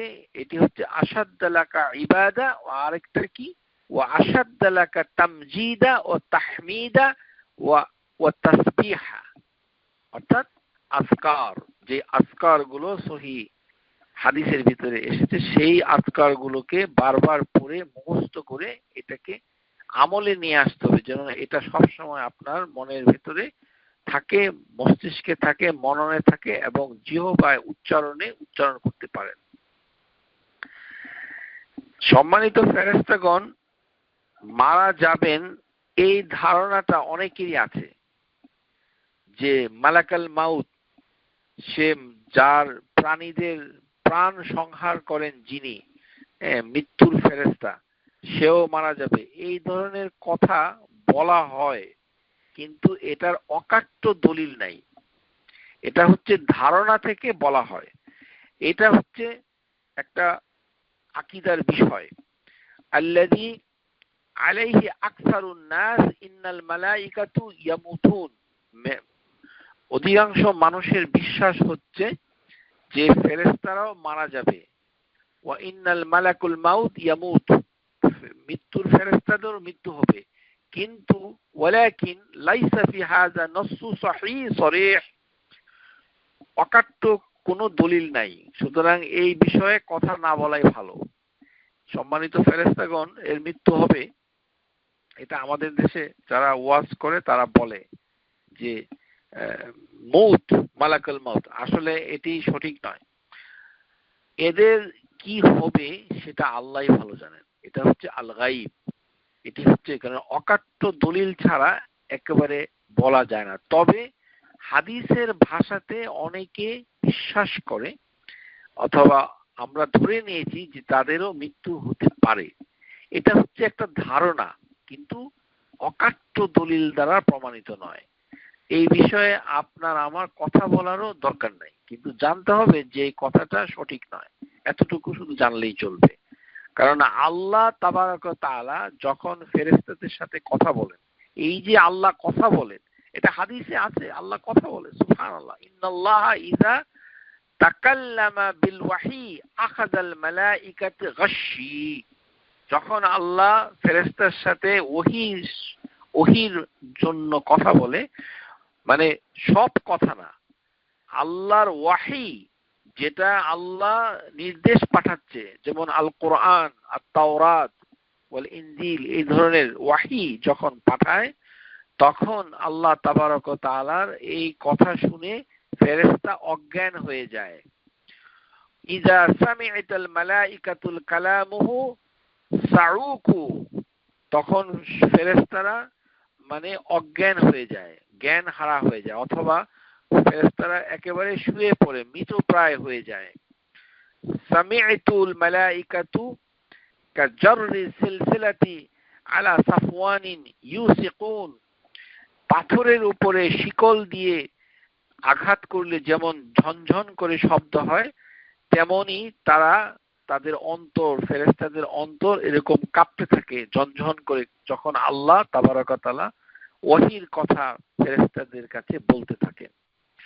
তখন ফেরেশতারা ফাইজা ফুজিয়া আন কুলুবিহিম ক্বালু মাযা ক্বাল রাব্বুকুম, তখন সম্মানিত ফেরেশতাগণ একে অপরকে বলতে থাকে যে তোমাদের রব এখন কি বলেছে। তখন তারা বলে আল হক, আল হক, ফায়ুনাদি আল হক, তখন তারা বলে সত্য, সত্য, সত্যই বলা হয়েছে। তো এখানে হাদিসের ভিতরে যেহেতু বলা হয়েছে তারা অজ্ঞান হয়ে যায়, আন্না ফিল হাযাল হাদিস সাহিহা আন্নাহুম ইউসিকুনা সিআকাল গাশশি, যেহেতু হাদিসের ভিতরে এসেছে যে তারা অজ্ঞান হয়ে যায়, এই জন্য আমাদের ধারণা হয়েছে যে খুব সম্ভবত তাদের মৃত্যু হয়।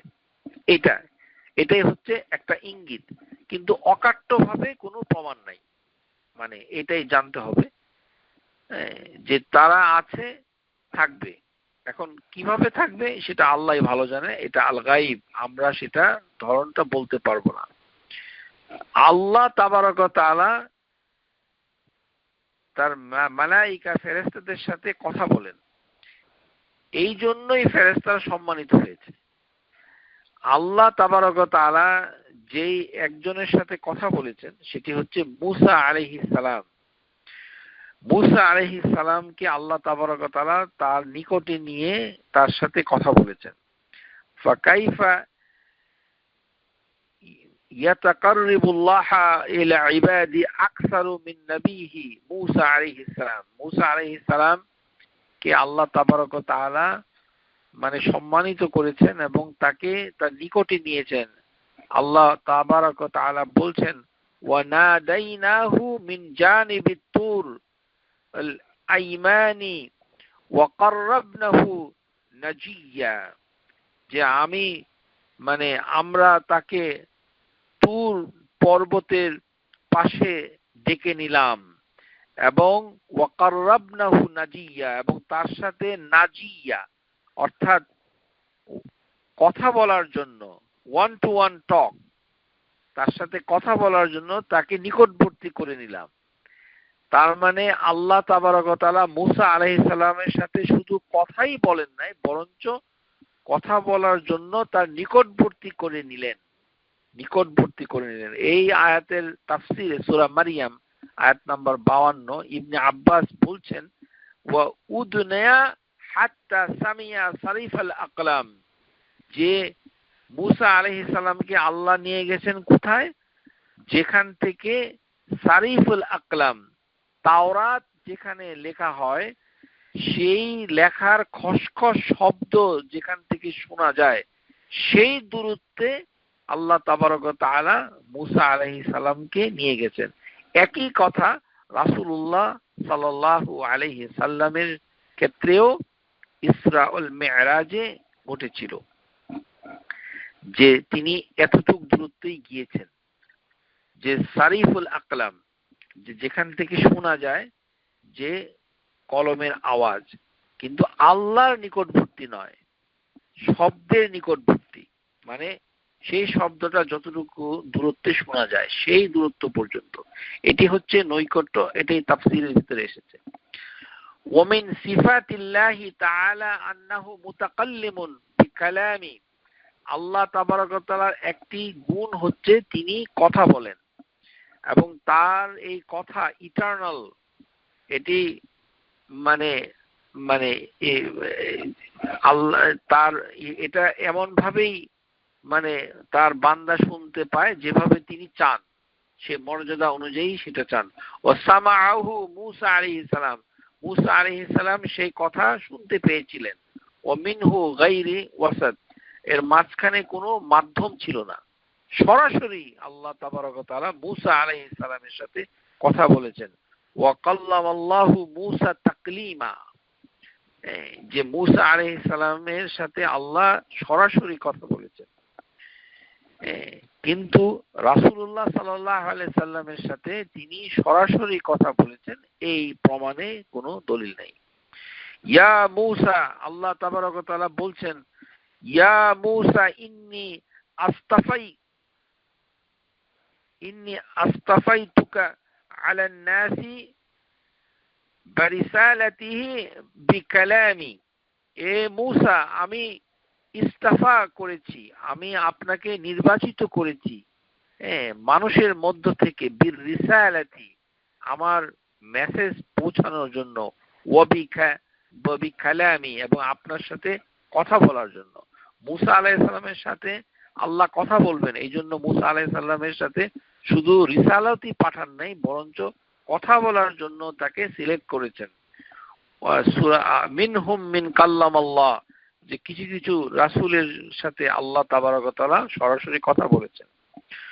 ওয়ামা কানা লিবাশারিন আন ইউকাল্লিমুহুল্লাহু ইল্লা ওয়াহয়ান আও মিন ওয়ারাইল হিজাব, এটি তো আল্লাহর জন্য মানানসই নয় যে আল্লাহ তাবারক ওয়া তাআলা সরাসরি মানুষের সাথে কথা বলবেন, যদি সেটি মানে ওহী না হয় অথবা একটি পর্দার আড়ালে না হয়। মিন ওয়ারাইল হিজাব অর্থাৎ আল্লাহ তাবারক ওয়া তাআলা মানে ওহী পাঠান অথবা তার সাথে একটি আড়ালে থেকে কথা বলেন মানুষের ক্ষেত্রে।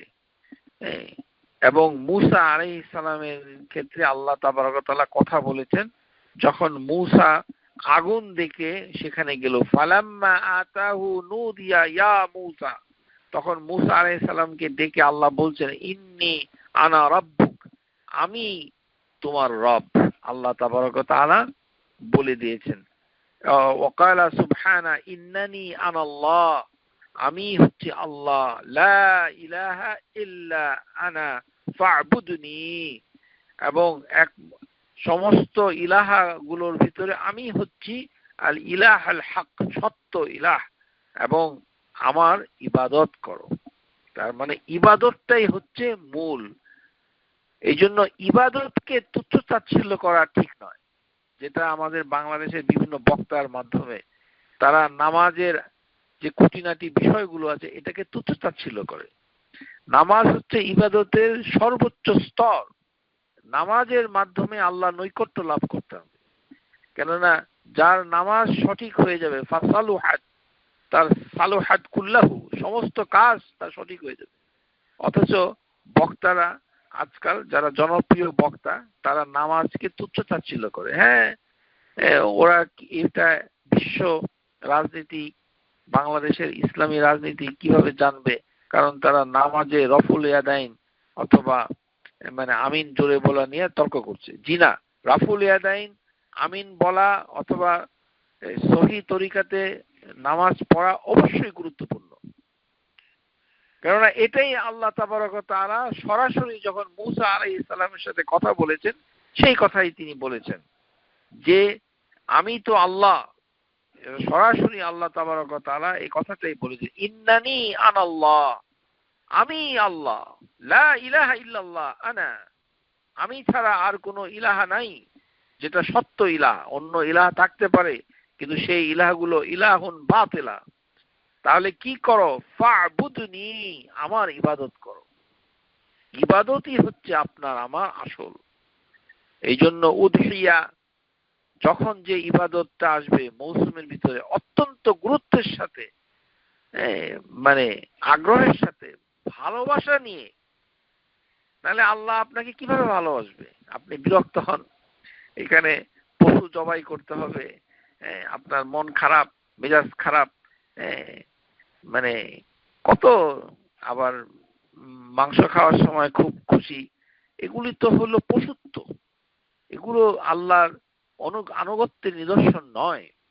আল্লাহর আনুগত্য হচ্ছে যেটা যেভাবে ইবাদত গুলোকে রাসূলুল্লাহ সাল্লাল্লাহু আলাইহি সাল্লাম প্রতিষ্ঠিত করে আমাদেরকে দেখিয়েছেন, সেই ইবাদত আর্থিক, শারীরিক, মানসিক, মানে যত ধরনের ইবাদত আছে সবগুলো ইবাদত একে একে আপনাকে করতে হবে। এটা হচ্ছে আর ইবাদাতুর রাব্বানি, যে ইবাদত গুলো মানে কোরআন সুন্নাহর মাধ্যমে এস্টাবলিশড হয়েছে। এগুলো বলতে গিয়ে আবার অনেক লোক আছে আমাদের সবকিছু ইবাদত, আরে সবকিছু ইবাদত সেটা হচ্ছে আল আম, এটা হচ্ছে ধারণা। সবকিছুকে নামাজের সাথে তুলনা করা যাবে না, সবকিছুকে উদহিয়ার সাথে তুলনা করা যাবে না, সবকিছুকে রোজার সাথে তুলনা করা যাবে না।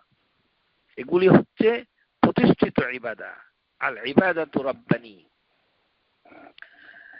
তাহলে আমরা দেখতে পাচ্ছি যে এই যে নামাজ, এই নামাজটা অত্যন্ত গুরুত্বপূর্ণ, অত্যন্ত গুরুত্বপূর্ণ। আল্লাহ তাবারক ওয়া তাআলা এই নামাজটাকে প্রথমেই তিনি যখন ওহী পাঠিয়েছেন নবী সাল্লাল্লাহু আলাইহি সাল্লামের কাছে, তখনই তিনি মানে নামাজের খবর দিয়েছেন। শুধু নামাজের খবরই দেন নাই, উযু কিভাবে করবে, নামাজ কিভাবে পড়বে, সবকিছু জিবরাইল আলাইহিস সালাম নিজে দেখিয়েছেন। হাদিসের ভিতরে এসেছে, আন্না জিবরাইল আলাইহিস সালাম আতাহু ফি আউয়ালি মা উহিয়া, আমার কাছে যখন প্রথম ওহী এসেছিল তখন জিবরাইল আলাইহিস সালাম আমার কাছে ওহী নিয়ে এসেছিলেন। তারপরে ফাআল্লামাহুল উদুআ ওয়াস সালাহ, আমাকে উযু শিক্ষা দিয়েছেন এবং আমাকে নামাজ শিক্ষা দিয়েছেন। সুতরাং আপনি আপনার ব্যক্তিগত মানে ইচ্ছা করে নামাজকে তুচ্ছ-তাচ্ছিল্য করে কথা বলবেন, এটি সঠিক নয়। এটা অত্যন্ত গুরুত্বপূর্ণ। এটার প্রত্যেকটা খুঁটিনাটি বিষয় আপনাকে জানতে হবে কবরে যাওয়ার আগ পর্যন্ত। এটি কোনো হালকা কোনো বিষয় নয়। as-salatu al-kabira কাবীরাতান, আল্লাহ বলছেন যে as-সালাহ হচ্ছে আল-কাবীরাতান, এটি একটি বিশাল গুরুত্বপূর্ণ বড় বিষয়। এবং এই উযু এবং এই সালাহ স্বয়ং জিবরাইল এসে উযু শিক্ষা দিয়েছে, স্বয়ং জিবরাইল এসে সালাত শিক্ষা দিয়েছে। নবী সাল্লাল্লাহু আলাইহি সাল্লাম সেই সালাত আদায় করেছেন এবং আমাদেরকে বলেছেন, সাল্লু কামা রাআইতুমুনি উসাল্লি, তোমরা আমাকে যেভাবে নামাজ পড়তে দেখছো সেভাবে তোমরা নামাজ পড়ো। তাহলে এই যে নামাজটা, এটা অত্যন্ত গুরুত্বপূর্ণ এবং এই নামাজটাকে রাসূলুল্লাহ সাল্লাল্লাহু আলাইহি সাল্লাম আগে থেকেই করতেন। কিন্তু 5 ওয়াক্ত নামাজটা হচ্ছে মেরাজের সাথে সম্পর্কিত। 5 ওয়াক্ত, এখানে যে 5 ওয়াক্ত নামাজ পড়তে হবে সেটি হচ্ছে মেরাজ, যে তিনি যে উপরে গেলেন, হেভেন গুলো অতিক্রম করে করে গেলেন। কিন্তু সেই হেভেন গুলো অতিক্রম করে তারপরে বাংলাদেশে যে বিশ্বাস প্রচলিত রয়েছে যে জিব্রাইল আলাইহিস সালাম বললেন যে আমি আর যেতে পারবো না, তারপরে আপনি যান, তারপরে তিনি গিয়ে জুতা খুললেন আরশের এখানে। আরশ কিন্তু বসার জায়গা, সেটা জুতার খোলার জায়গা না। আউযুবিল্লাহ।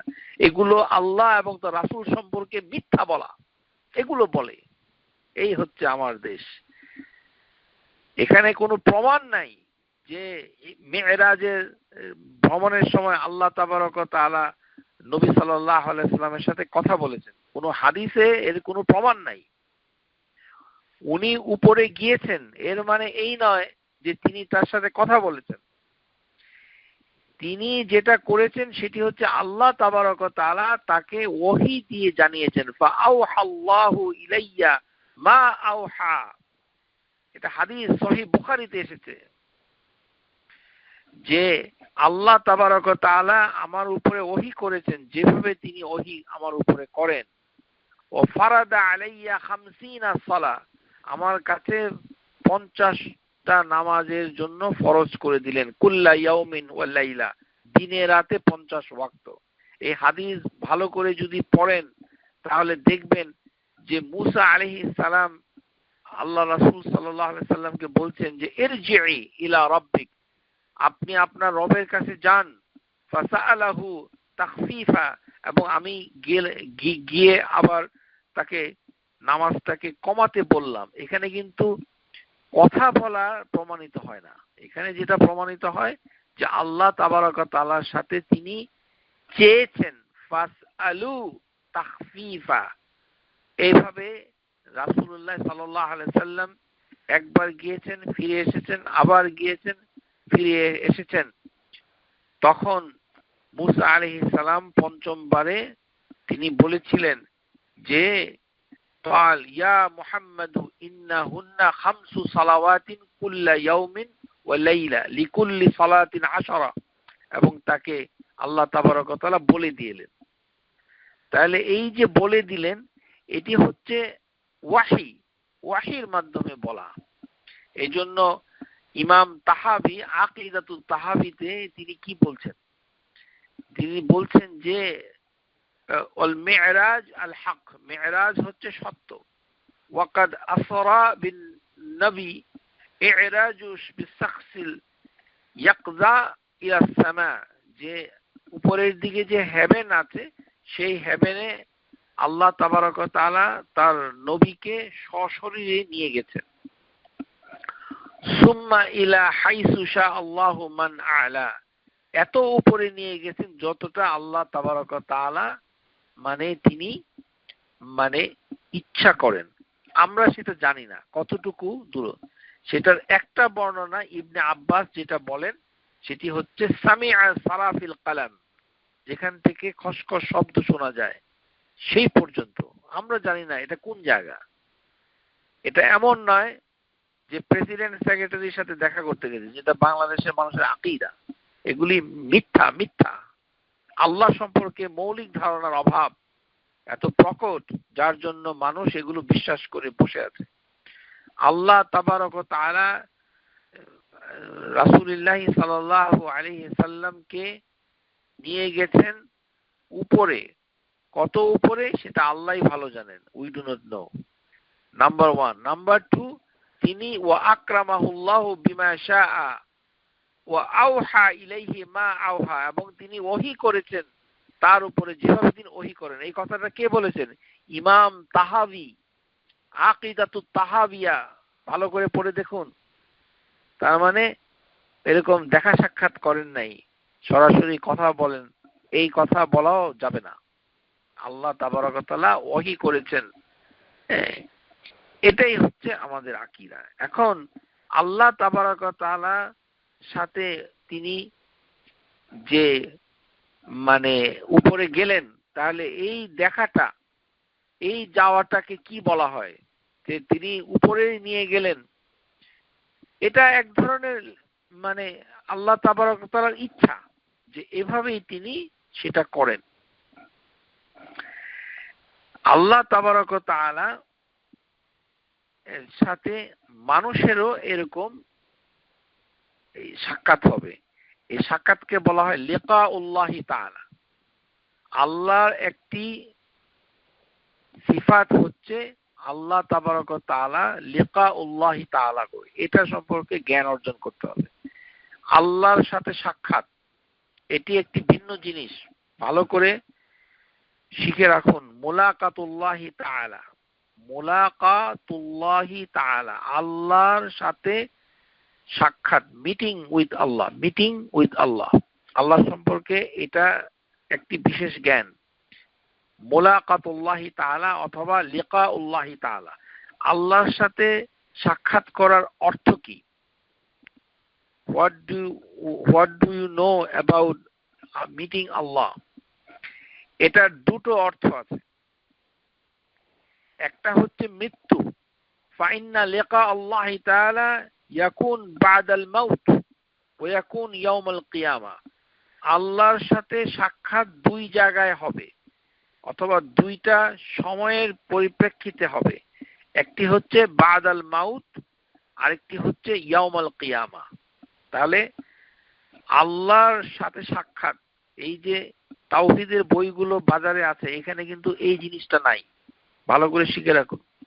এটাকে কি বলা হয়? মুলাকাতুল্লাহি তাআলা, মুলাকাতুল্লাহি তাআলা, meeting with Allah, meeting with Allah, meeting with Allah, লিকাউল্লাহি তাআলা। তাহলে লিকাউল্লাহি তাআলা মানেটা হচ্ছে এর মাঝখানে হলো মৃত্যু, মৃত্যু হওয়ার পরপরই লিকাউল্লাহি তাআলা হবে। আরেকটি হচ্ছে মানে কিয়ামতের দিনে আল্লাহ তাবারক ওয়া তাআলা যখন তার সাথে কথা বলবে। সুতরাং মৃত্যুকে আপনি আমি ঘৃণা করব না, কারণ মান আহাব্বা লিকা আল্লাহি তাআলা আহাব্বাল্লাহু লিকা। যে ব্যক্তি আল্লাহর সাক্ষাৎটাকে ভালোবাসে, আল্লাহ তার সাথে সাক্ষাৎ করতেও ভালোবাসে। অর্থাৎ মৃত্যুটা কষ্ট দিলেও কিন্তু মৃত্যুর পরপরই রয়েছে আপনার জন্য সুধা, মানে মৃত্যু সুধা। মৃত্যুটা হয়ে গেল, সাথে সাথে আপনি আল্লাহর সাথে সাক্ষাৎ করবেন, এটা হচ্ছে একটা অর্থ। আরেকটা হচ্ছে ইয়াউমাল কিয়ামাতে যখন আল্লাহ তাবারক ওয়া তাআলা বান্দার সাথে কথা বলবে। ইন্নাল্লাহা ইয়াতাকাল্লামুনা বিলা তুরজুমান, অনুবাদক ছাড়াই আল্লাহ কথা বলবে। এবং আল্লাহ তাবারক ওয়া তাআলা সেই কথা বলার প্রেক্ষাপটটাকেও লিকাউল্লাহি তাআলা বলছে। যেমন হাদিসের ভিতরে আসে, মুসলিমের হাদিস, ফায়ালকাল আবদা, আল্লাহ তার বান্দার সাথে সাক্ষাৎ করবেন। ফায়াকুল, তাকে বলবেন, আইয়ু ফুল আলাম উকরিমাক ওয়া উসাউইদাক ওয়া উজাউইজাক ওয়া উসাখিরাক লাকাল খাইল ওয়াল ইবিল ওয়া আজরাক তারাসু ওয়া তারজাবা তারহাবা তারবাউ। ফায়াকুল বালা, মানে আল্লাহ তাবারক ওয়া তাআলা বান্দাকে জিজ্ঞাসা করবে যে আমি কি তোমাকে দুনিয়াতে সম্মান দেই নাই? আমি কি তোমাকে নেতা বানাই নাই?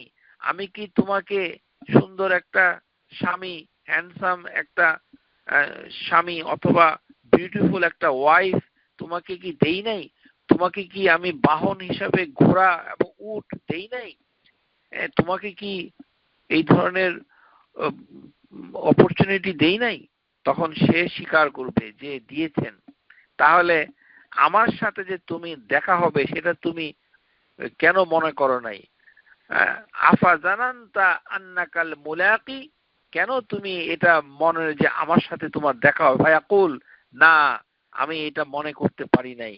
তখন আল্লাহ তাবারক ওয়া তাআলা ওই বান্দাকে বলবে, ফা ইন্নী আনসাকা কামা নাসিয়াতানি, যেভাবে তুমি আমাকে দুনিয়াতে ভুলে গেছো আজ আমি তোমাকে ভুলে যাব।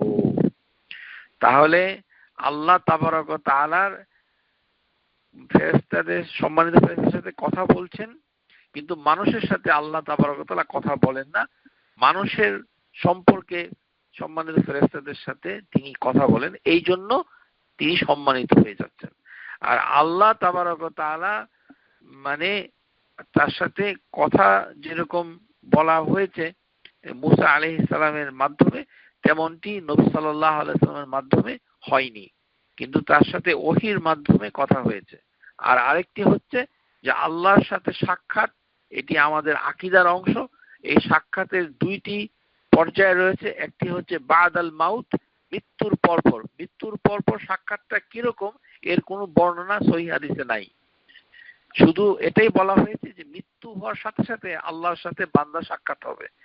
তাহলে সেই সাক্ষাৎটা বান্দার জন্য, যদি সে আল্লাহর ঈমান আনে, কারণ আল্লাহ হচ্ছেন আল ওয়াদুদ, তিনি তো সবসময় এই সিফত নিয়েই আছেন এবং ছিলেন এবং থাকবেন চির অনন্তবার, অনন্তকাল ধরে তিনি আল ওয়াদুদ। সুতরাং আমাদের ইস্তেগফার, তাওবা এবং আল্লাহর কাছে আফওয়া, আল্লাহুম্মা ইন্নী আসআলুকাল আফওয়া ওয়াল আফিয়া, এই যে নিরাপত্তা, এটা দুনিয়া আখিরাতে সেটা আল্লাহর কাছে চাইতে হবে। তাহলে মরে গেলেও শান্তি, কেননা নিরাপত্তা তো তিনিই দিবেন। সুতরাং ভয়ের তো কোনো কারণ নাই, কারণ যদি আমরা আল্লাহর বিধান মেনে চলি এবং সেই দোয়াটা আল্লাহর কাছে চাই। তাহলে আরেকটি হচ্ছে কিয়ামতের দিন যখন দেখা হবে, তখন তো আল্লাহ তাবারক ওয়া তাআলা আমাদের হিসাব নেবেন। সেটা আল্লাহ তাবারক ওয়া তাআলা ইচ্ছা করলে আমাদেরকে সহজ করে দিতে পারেন। এভাবেই আল্লাহ তাবারক ওয়া তাআলা তিনি ফেরেশতাদের সাথে দুনিয়াতে আমাদের কর্মকাণ্ড নিয়ে কথা বলে প্রমাণ করতে চান যে আল্লাহ তাবারক ওয়া তাআলা তার ওবিডিয়েন্স কে খুব গুরুত্ব দেন। ও বাইয়িনু ফাদলু হাউলাই তাইনুন ওয়া সালিহিন। আল্লাহ তাবারক ওয়া তাআলা ফেরেশতাদেরকে সাক্ষী রেখে জিজ্ঞাসা করে এটা প্রমাণ করতে চান, প্রতিষ্ঠা করতে চান যে তার বান্দারা যতই গুনাহ করুক না কেন কিন্তু তার অনুগত।